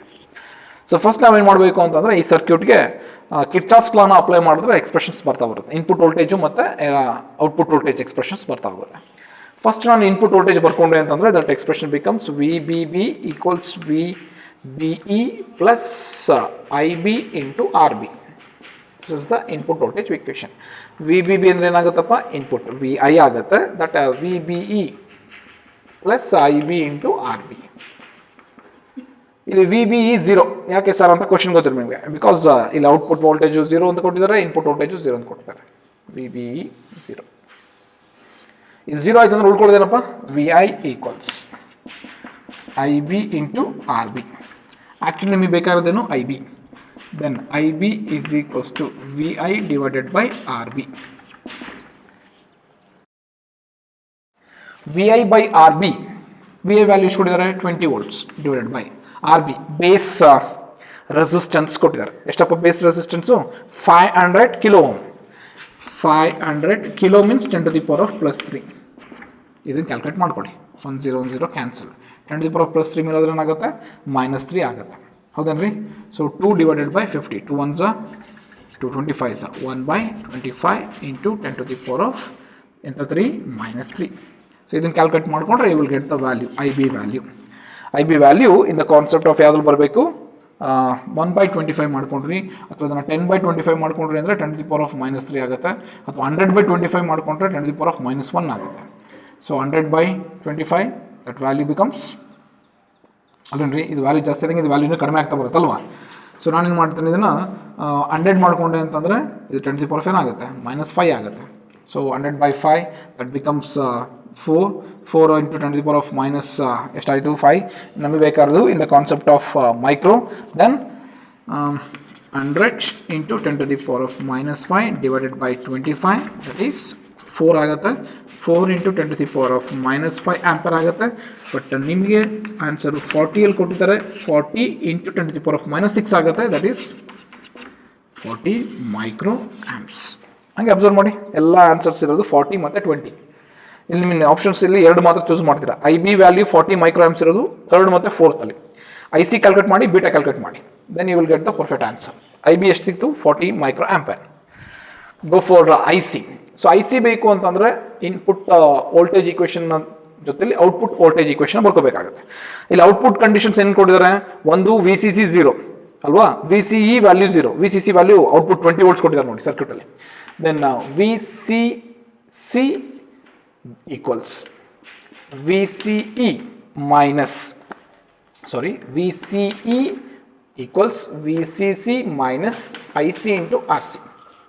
ಸ್ವಲ್ಪ ಚೇಂಜ್ ಆಗುತ್ತೆ ಇನ್ಪುಟ್ ಮತ್ತು ಔಟ್ಪುಟ್ಟು ಕಿರ್ಚಾಫ್ಸ್ ಲಾನ ಅಪ್ಲೈ ಮಾಡಿದ್ಮೇಲೆ. ಬಟ್ ಇಲ್ಲ ಕಿರ್ಚಾಫ್ಸ್ ಲಾ ಅಪ್ಲೈ ಮಾಡೋಕೆ ಹೋಗೋದಿಲ್ಲ, ಡೈರೆಕ್ಟಾಗಿ ತೊಗೋತೀವಿ ಇಲ್ಲಿ. V C E is equals to V C C minus I C into R C. Actually ಬೇಕಾಗಿರೋದು ನಮಗೆ ವಿ ಸಿ ಇ ವ್ಯಾಲ್ಯೂ 0 ಆಗುತ್ತೆ. ವಿ ಸಿ ಸಿ ಗ್ರಾಫಲ್ಲಿ ಕೊಟ್ಟಿದ್ದಾರೆ 20 minus I C R C. I C ಬೇಕು ನಮಗೆ. I C is equals to 20 divided by R C. What is the collector resistance? Circuit ನೋಡಿದ್ರೆ ಗೊತ್ತಾಗುತ್ತೆ. Collector resistance is 4 kilo ohm. So 20 divided by 4 into 10 to the power of 3. So 4 1s 4 5s. Then I C is equals to 5 into 10 to the power of plus 3 ಇರೋದೇನಾಗುತ್ತಪ್ಪ? -3. ಸ್ವಲ್ಪ observe ಮಾಡಿ, ಆಪ್ಷನ್ಸಲ್ಲಿ 5 ಕೊಟ್ಟಿದ್ದಾರಾ ಅಥವಾ 50 ಕೊಟ್ಟಿದ್ದಾರಾ ಅಥವಾ just 0.5 ಅಂತ ಕೊಟ್ಟಿದ್ದಾರೆ. ಅಲ್ಲಿ ಆನ್ಸರ್ಸಲ್ಲಿ ಏನಾಗಿದೆ ಅಂದರೆ ಥರ್ಡ್ ಆಪ್ಷನ್ ಮತ್ತು ಫೋರ್ತ್ ಆಪ್ಷನ್ ನಾವು ಅಬ್ಸರ್ವ್ ಮಾಡಬೇಕು. ಐ ಸಿ ಇರೋದು ಮಿಲಿ ಆ್ಯಮ್ಸಲ್ಲಿ. ಸೊ ಮಿಲಿ ಆ್ಯಮ್ಸ್ ಅಂತಂದಮೇಲೆ 10⁻³ ಇರಬೇಕು. ದೆನ್ 5 10⁻³ ಅಂದರೆ ಮಿಲಿ ಆ್ಯಮ್ಸ್. ಸೊ ಆನ್ಸರ್ ಸಿಕ್ತು. ಐ ಬಿ ಸಿಕ್ಕಿದೆ, ಐ ಸಿ ಸಿಕ್ಕಿದೆ. ಆ್ಯಕ್ಚುಲಿ ಬೇಕಾದ್ರೆ ನೆಕ್ಸ್ಟ್ ನಮಗೆ beta. Beta means current gain, output current to the input current. Yaaralli output current to collector current is the output current and base current is the input current. Then IC by IB, beta equals IC is to 5 milli 10 to the power of -3, IB is to 40 micro 10 to the power of -6. Okay, beta calculate ಮಾಡ್ಕೊಳ್ಳಿ and ಇಲ್ಲಿ options ಅಲ್ಲಿ check ಮಾಡ್ಕೊಳ್ಳಿ and total value should be with respect to that. IC 5 milliamps ಇದೆ, IB 40 microamps ಇದೆ and beta should be 125. ಇದನ್ನು calculate ಮಾಡಿದ್ರೆ you will get 125. ಯಾಕೆಂದ್ರೆ ಗೊತ್ತು ನಿಮಗೆ ಅಲ್ವಾ, ಬೀಟಾ ಒಂದು ಫೈಂಡ್ ಔಟ್ ಮಾಡ್ಕೋಬೇಕಾದ್ರೆ ಕ್ಯಾಲ್ಕುಲೇಷನ್ ಮಾಡಬೇಕು ಅಂತಿಲ್ಲ ಈ ಥರ ಕ್ವಶನ್ ಬಂದಾಗ. ರೀಸನ್ ಏನು, ಇದನ್ನು ನೀವು ಡಿವೈಡ್ ಮಾಡಿಕೊಂಡ್ರೆ ಆನ್ಸರ್ 125 ಬರುತ್ತೆ. ಭಾಳ ಸಿಂಪಲ್. 10⁻⁻6 ಮೇಲೆ ಆಗುತ್ತೆ. 5 ಡಿವೈಡೆಡ್ ಬೈ 40 ಇದೆ ಆ್ಯಂಡ್ 5 1 5 8 1/8 ಕ್ಯಾಲ್ಕುಲೇಟ್ ಮಾಡ್ಕೊಂಡ್ರೆ ಟೋಟಲ್ ವ್ಯಾಲ್ಯೂ 0.125 ವ್ಯಾಲ್ಯೂ ಸಿಗುತ್ತೆ. ನಮಗೆ ಬೇಕಾದ್ರೇನು 125. -6 ಮೇಲೆ ಏನಾಗುತ್ತೆ +6 -3 +3 ಆ್ಯಂಡ್ 0.125 into 10⁻³ ಅಂದರೆ 125 ಬರುತ್ತೆ. ಯಾವುದು ಆಪ್ಷನ್ ಪರ್ಫೆಕ್ಟ್ ಆಗುತ್ತಾ? Fourth option is the perfect answer. IB is equals to 40 microamps, IC is equals to 5 milliamps and beta is equals to 125. Beta is which gain? It is nothing but current gain.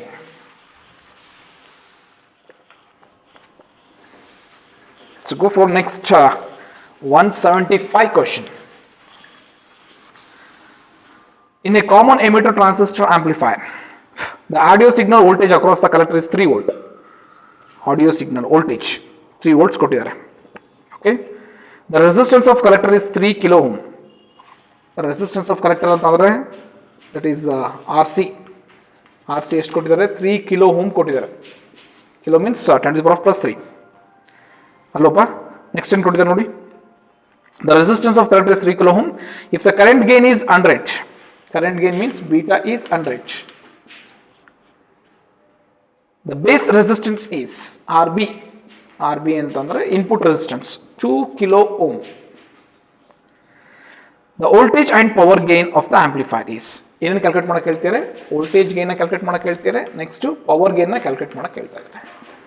Voltage gain ಅಂದರೆ ಭಾಳ easy. ಏನು sir voltage ಗೇನ್ಗೆ formula? ಒಂದು value of input resistance ಮತ್ತು output ರೆಸಿಸ್ಟೆನ್ಸ್ನ choose ಮಾಡ್ಕೋಬೇಕಾಗುತ್ತೆ. Ratio of output resistance to the input resistance.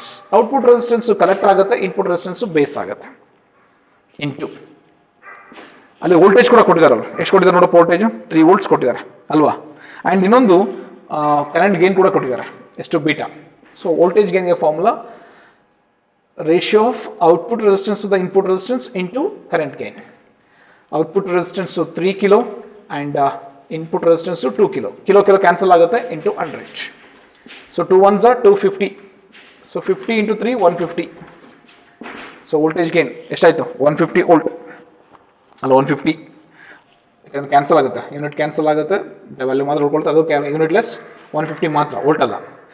Next ಏನು ಕೇಳಿದಾರಪ್ಪ? ಪವರ್ ಗೇನ್ ಕೇಳಿದ್ದಾರೆ. ಆ್ಯಂಡ್ ಪವರ್ ಗೇನ್ ಕೂಡ value in the concept of voltage gain and beta. That is beta into voltage gain. Beta value is to 100, voltage gain is to 150.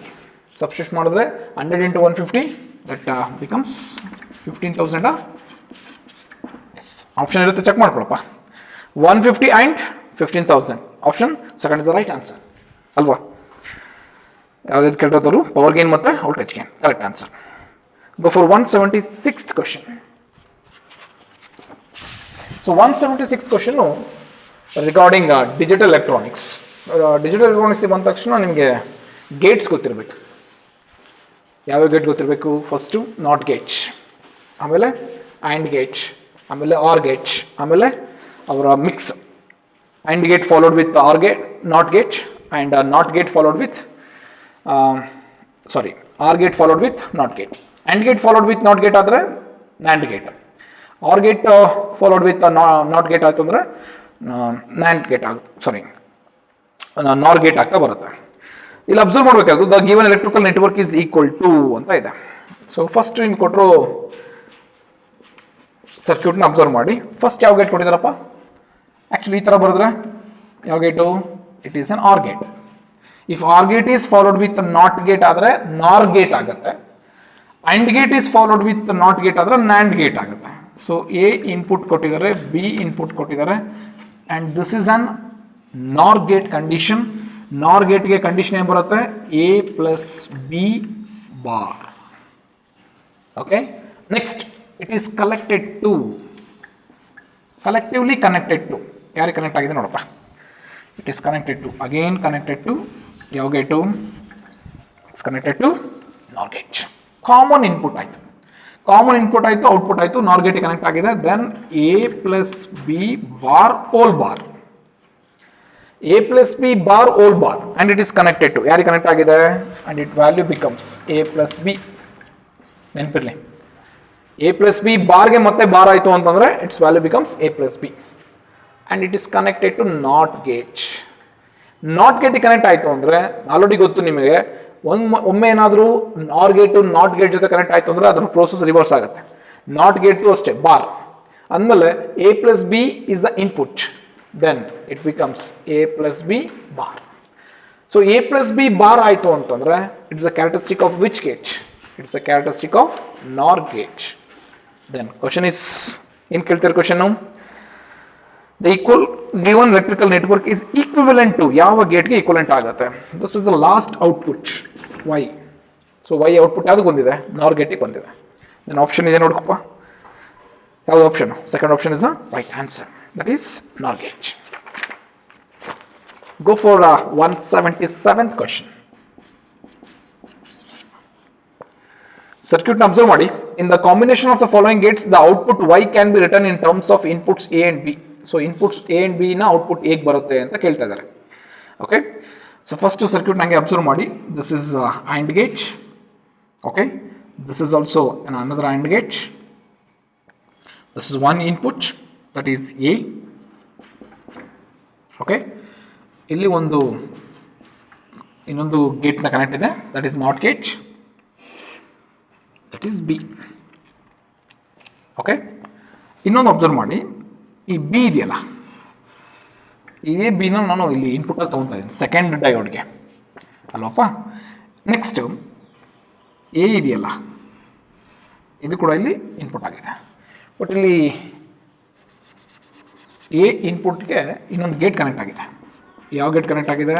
That is not gate connect ಆಗಿದೆ.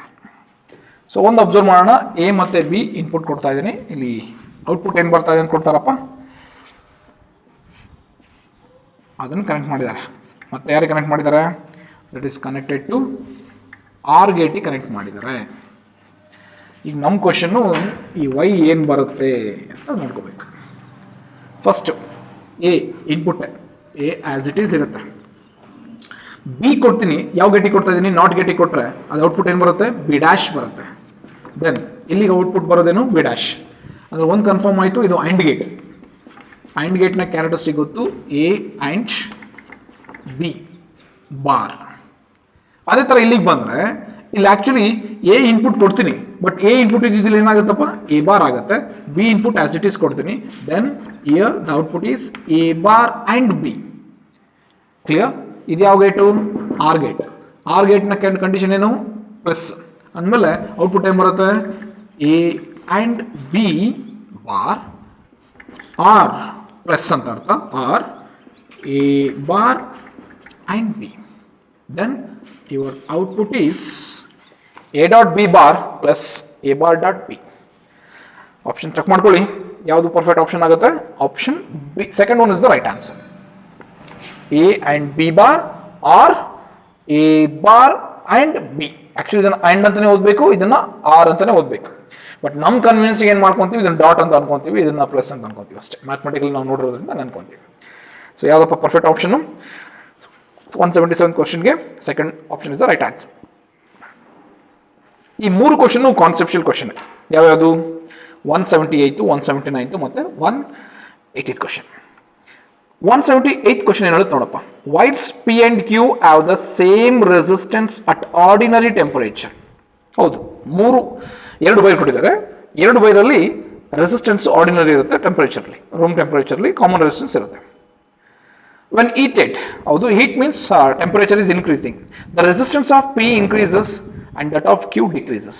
We conclude that P increase ಆಗುತ್ತೆ, Q decrease ಆಗುತ್ತೆ ಅಂತ simple. Conductorly, as temperature increases, resistance increases. But in semiconductors, as temperature increases, resistance decreases.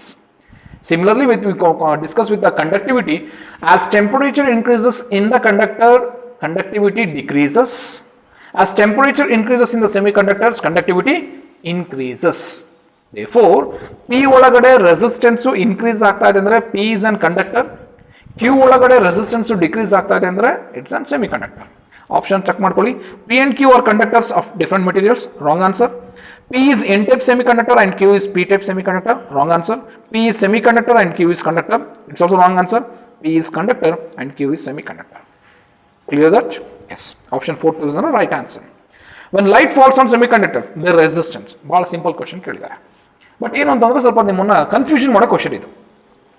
When light falls on semiconductors, their resistance means indirectly you are using the same characteristic with respect to the solar cell.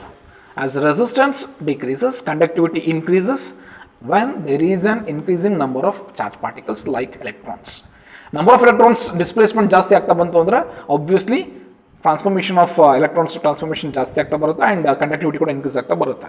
Therefore when there is an increase in what fall of light on the semiconductor, the number of electrons also increases, obviously conductivity also increases, but the resistance decreases.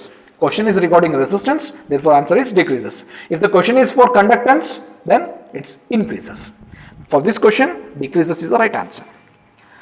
So observe for this ಇದೇ character ನಾವೇನು discuss ಮಾಡಿದ್ವಿ, ಈ ಕ್ಯಾರೆಕ್ಟರ್ನ ನೀವು graphically apply ಮಾಡಿದ್ರೆ 180 ಕ್ವಶನ್ಗೆ which of the following best represents the I V characteristic of solar cell ಅಂತ ಇದೆ. ಆ್ಯಂಡ್ ಸೋಲಾರ್ ಸೆಲ್ನ ನೀವು ಚೂಸ್ ಮಾಡ್ಕೊಂಡ್ರಿ ಆ್ಯಂಡ್ ಈ ಕಾನ್ಸೆಪ್ಟ್ ನಾನು ಆಲ್ರೆಡಿ ಹೇಳ್ಕೊಟ್ಟೆ ನಿಮಗೆ. 180th ಕ್ವಶನ್ಗೆ ಅಬ್ಸರ್ವೇಷನ್ ಮಾಡಿ. As number of light increases, conductivity also increases. ಇಲ್ಲಿ ನಿಮಗೆ ಕ್ವಶನ್ ಕೇಳ್ತಾರೆ voltage with current, voltage with current I V. So ಇಲ್ಲಿ ನೀವು ಅಬ್ಸರ್ವ್ ಮಾಡಬೇಕು ರಿವರ್ಸ್ ಕರೆಂಟ್. ಯಾವುದರಲ್ಲಿ ಸೋಲಾರ್ ಸೆಲ್ಲಲ್ಲಿ reverse current will increases as amount of number of light increases, therefore the quantity of graph like this. So which graph is perfectly chosen for this question? Third option is the right answer. ಅರ್ಥ ಆಯ್ತಲ್ವಾ? So ಇದು ನಾವು discuss ಮಾಡಿರುವಂಥ 3 ಚಾಪ್ಟರ್ನ very closed examinations questions and very important concepts in the Neet and JEE concepts questions. So ಈ ಥರ ಕಾನ್ಸೆಪ್ಷಲ್ questions ಮತ್ತು application questions ನೀವು ಪ್ರಾಕ್ಟೀಸ್ ಮಾಡ್ಕೋಬೇಕಾಗತ್ತೆ ಆ್ಯಂಡ್ ಎಕ್ಸಾಮಿನೇಷನ್ಸಲ್ಲಿ ಒಳ್ಳೆ ರಿಸಲ್ಟ್ ಕೂಡ ತೊಗೋಬೇಕಾಗುತ್ತೆ. ಇಲ್ಲಿ ನೀವು ಅಬ್ಸರ್ವ್ ಮಾಡಿದ್ದೇನು ಅಂತಂದರೆ ಒಂದು ಕ್ವಶನ್ಗೆ ರಿಲೇಟೆಡ್ ಆಗಿ ಇನ್ನೊಂದು ಕ್ವಶನ್ಸ್ ಏನೇನು ಬರುತ್ತೆ ಅನ್ನೋದನ್ನ ನೀವು ಅಬ್ಸರ್ವ್ ಮಾಡ್ತಾ ಬಂದ್ರಿ. ಅಲಾಂಗ್ ವಿತ್ ಪರ್ಫೆಕ್ಟ್ ಆನ್ಸರ್ಸ್ನ ತೊಗೋತಾ ಹೋದ್ರೆ ನೆಗೆಟಿವ್ ಮಾರ್ಕ್ಸ್ ಡಿಕ್ರೀಸ್ ಆಗ್ತಾ ಬರುತ್ತೆ ಆ್ಯಂಡ್ ನೆಗೆಟಿವ್ ಮಾರ್ಕ್ಸ್ ಡಿಕ್ರೀಸ್ ಆಗ್ತಾ ಹೋಯ್ತು ಅಂದರೆ ಆಬ್ವಿಯಸ್ಲಿ ನಿಮ್ಮ ರ್ಯಾಂಕಿಂಗ್ ಚೆನ್ನಾಗಿ ಬರ್ತಾ ಹೋಗುತ್ತೆ. ಅಪ್ಕಮಿಂಗ್ ಎಕ್ಸಾಮಿನೇಷನಲ್ಲಿ ಒಳ್ಳೆ ರಿಸಲ್ಟನ್ನು ತೊಗೊಳ್ಳಿ. ನೀಟ್ ಎಕ್ಸಾಮಿನೇಷನಲ್ಲಿ ಯಾರು ರಿಸಲ್ಟ್ನ ಜಾಸ್ತಿ ತೊಗೊಳ್ತಾ ಹೋಗ್ತಾರೋ ಒಳ್ಳೊಳ್ಳೆ ಮೆಡಿಕಲ್ ಸೀಟ್ಸ್ ಕೂಡ ನೀವು ಚೂಸ್ ಮಾಡ್ಕೊತಾ ಬರ್ಬೋದು. JEE ಎಕ್ಸಾಮಿನೇಷನ್ಸಲ್ಲಿ ಯಾರು ಒಳ್ಳೆ ರಿಸಲ್ಟ್ನ ತೊಗೊತಿರೋ ಅವರು ಒಳ್ಳೊಳ್ಳೆ IITs NIT ಕೈಲಿ ಅಥವಾ ಇಂಜಿನಿಯರಿಂಗ್ ಕಾಲೇಜಸಲ್ಲಿ ಸೀಟ್ನ ತೊಗೋತಾ ಹೋಗ್ಬೋದು. ಇದೆಲ್ಲ ಗೊತ್ತಿರೋಂಥ ಬೇಸಿಕ್ ಕಾನ್ಸೆಪ್ಟ್ಸ್ ನಿಮಗೆ. ಬಟ್ ಅದಕ್ಕೆ ಬೇಕಾಗಿರೋದು ಒಳ್ಳೆ ರ್ಯಾಂಕಿಂಗ್ ಬರಬೇಕು ಅಂತಂದರೆ ಈಗ ನೀವು ಪರ್ಫೆಕ್ಟಾಗಿ ವರ್ಕ್ ಮಾಡ್ಕೋಬೇಕು. ಓಕೆ, ಸೊ ಈಗಲೂ ನೀವು ವರ್ಕ್ ಮಾಡಲಿಲ್ಲ, ಈಗಲೂ ಈ ಡಿಸ್ಕಷನ್ ಕ್ವಶನ್ಸ್ನ ಯೂಸ್ ಮಾಡ್ಕೊಳ್ಳಿಲ್ಲ ಅಂತಂದರೆ ಆಟೋಮೆಟಿಕಲ್ ಎಕ್ಸಾಮಿನೇಷನ್ ಆದಮೇಲೆ ಅನಿಸುತ್ತೆ ಸೊ ಎಂಥ ತಪ್ಪು ಮಾಡಿದ್ವಿ ನಾವು ಅಂತೇಳಿ. So after the examination frustration ಅನುಭವಿಸೋ ಬದಲು ಬಿಫೋರ್ ದ ಎಕ್ಸಾಮಿನೇಷನ್ ಸ್ವಲ್ಪ ಎಫರ್ಟ್ ಹಾಕಿ, ದೆನ್ ರಿಸಲ್ಟ್ ಚೆನ್ನಾಗಿ ಬರುತ್ತೆ. Then obviously you will get your deserve seat in your dream colleges. Okay, I hope you will understand all the concepts in our physics regarding with first PUC and second PUC, and I wish you all the best for your NEET examination. Eladu chennagi examination ಮಾಡಿ and stay safe, be happy, all the best. Thank you.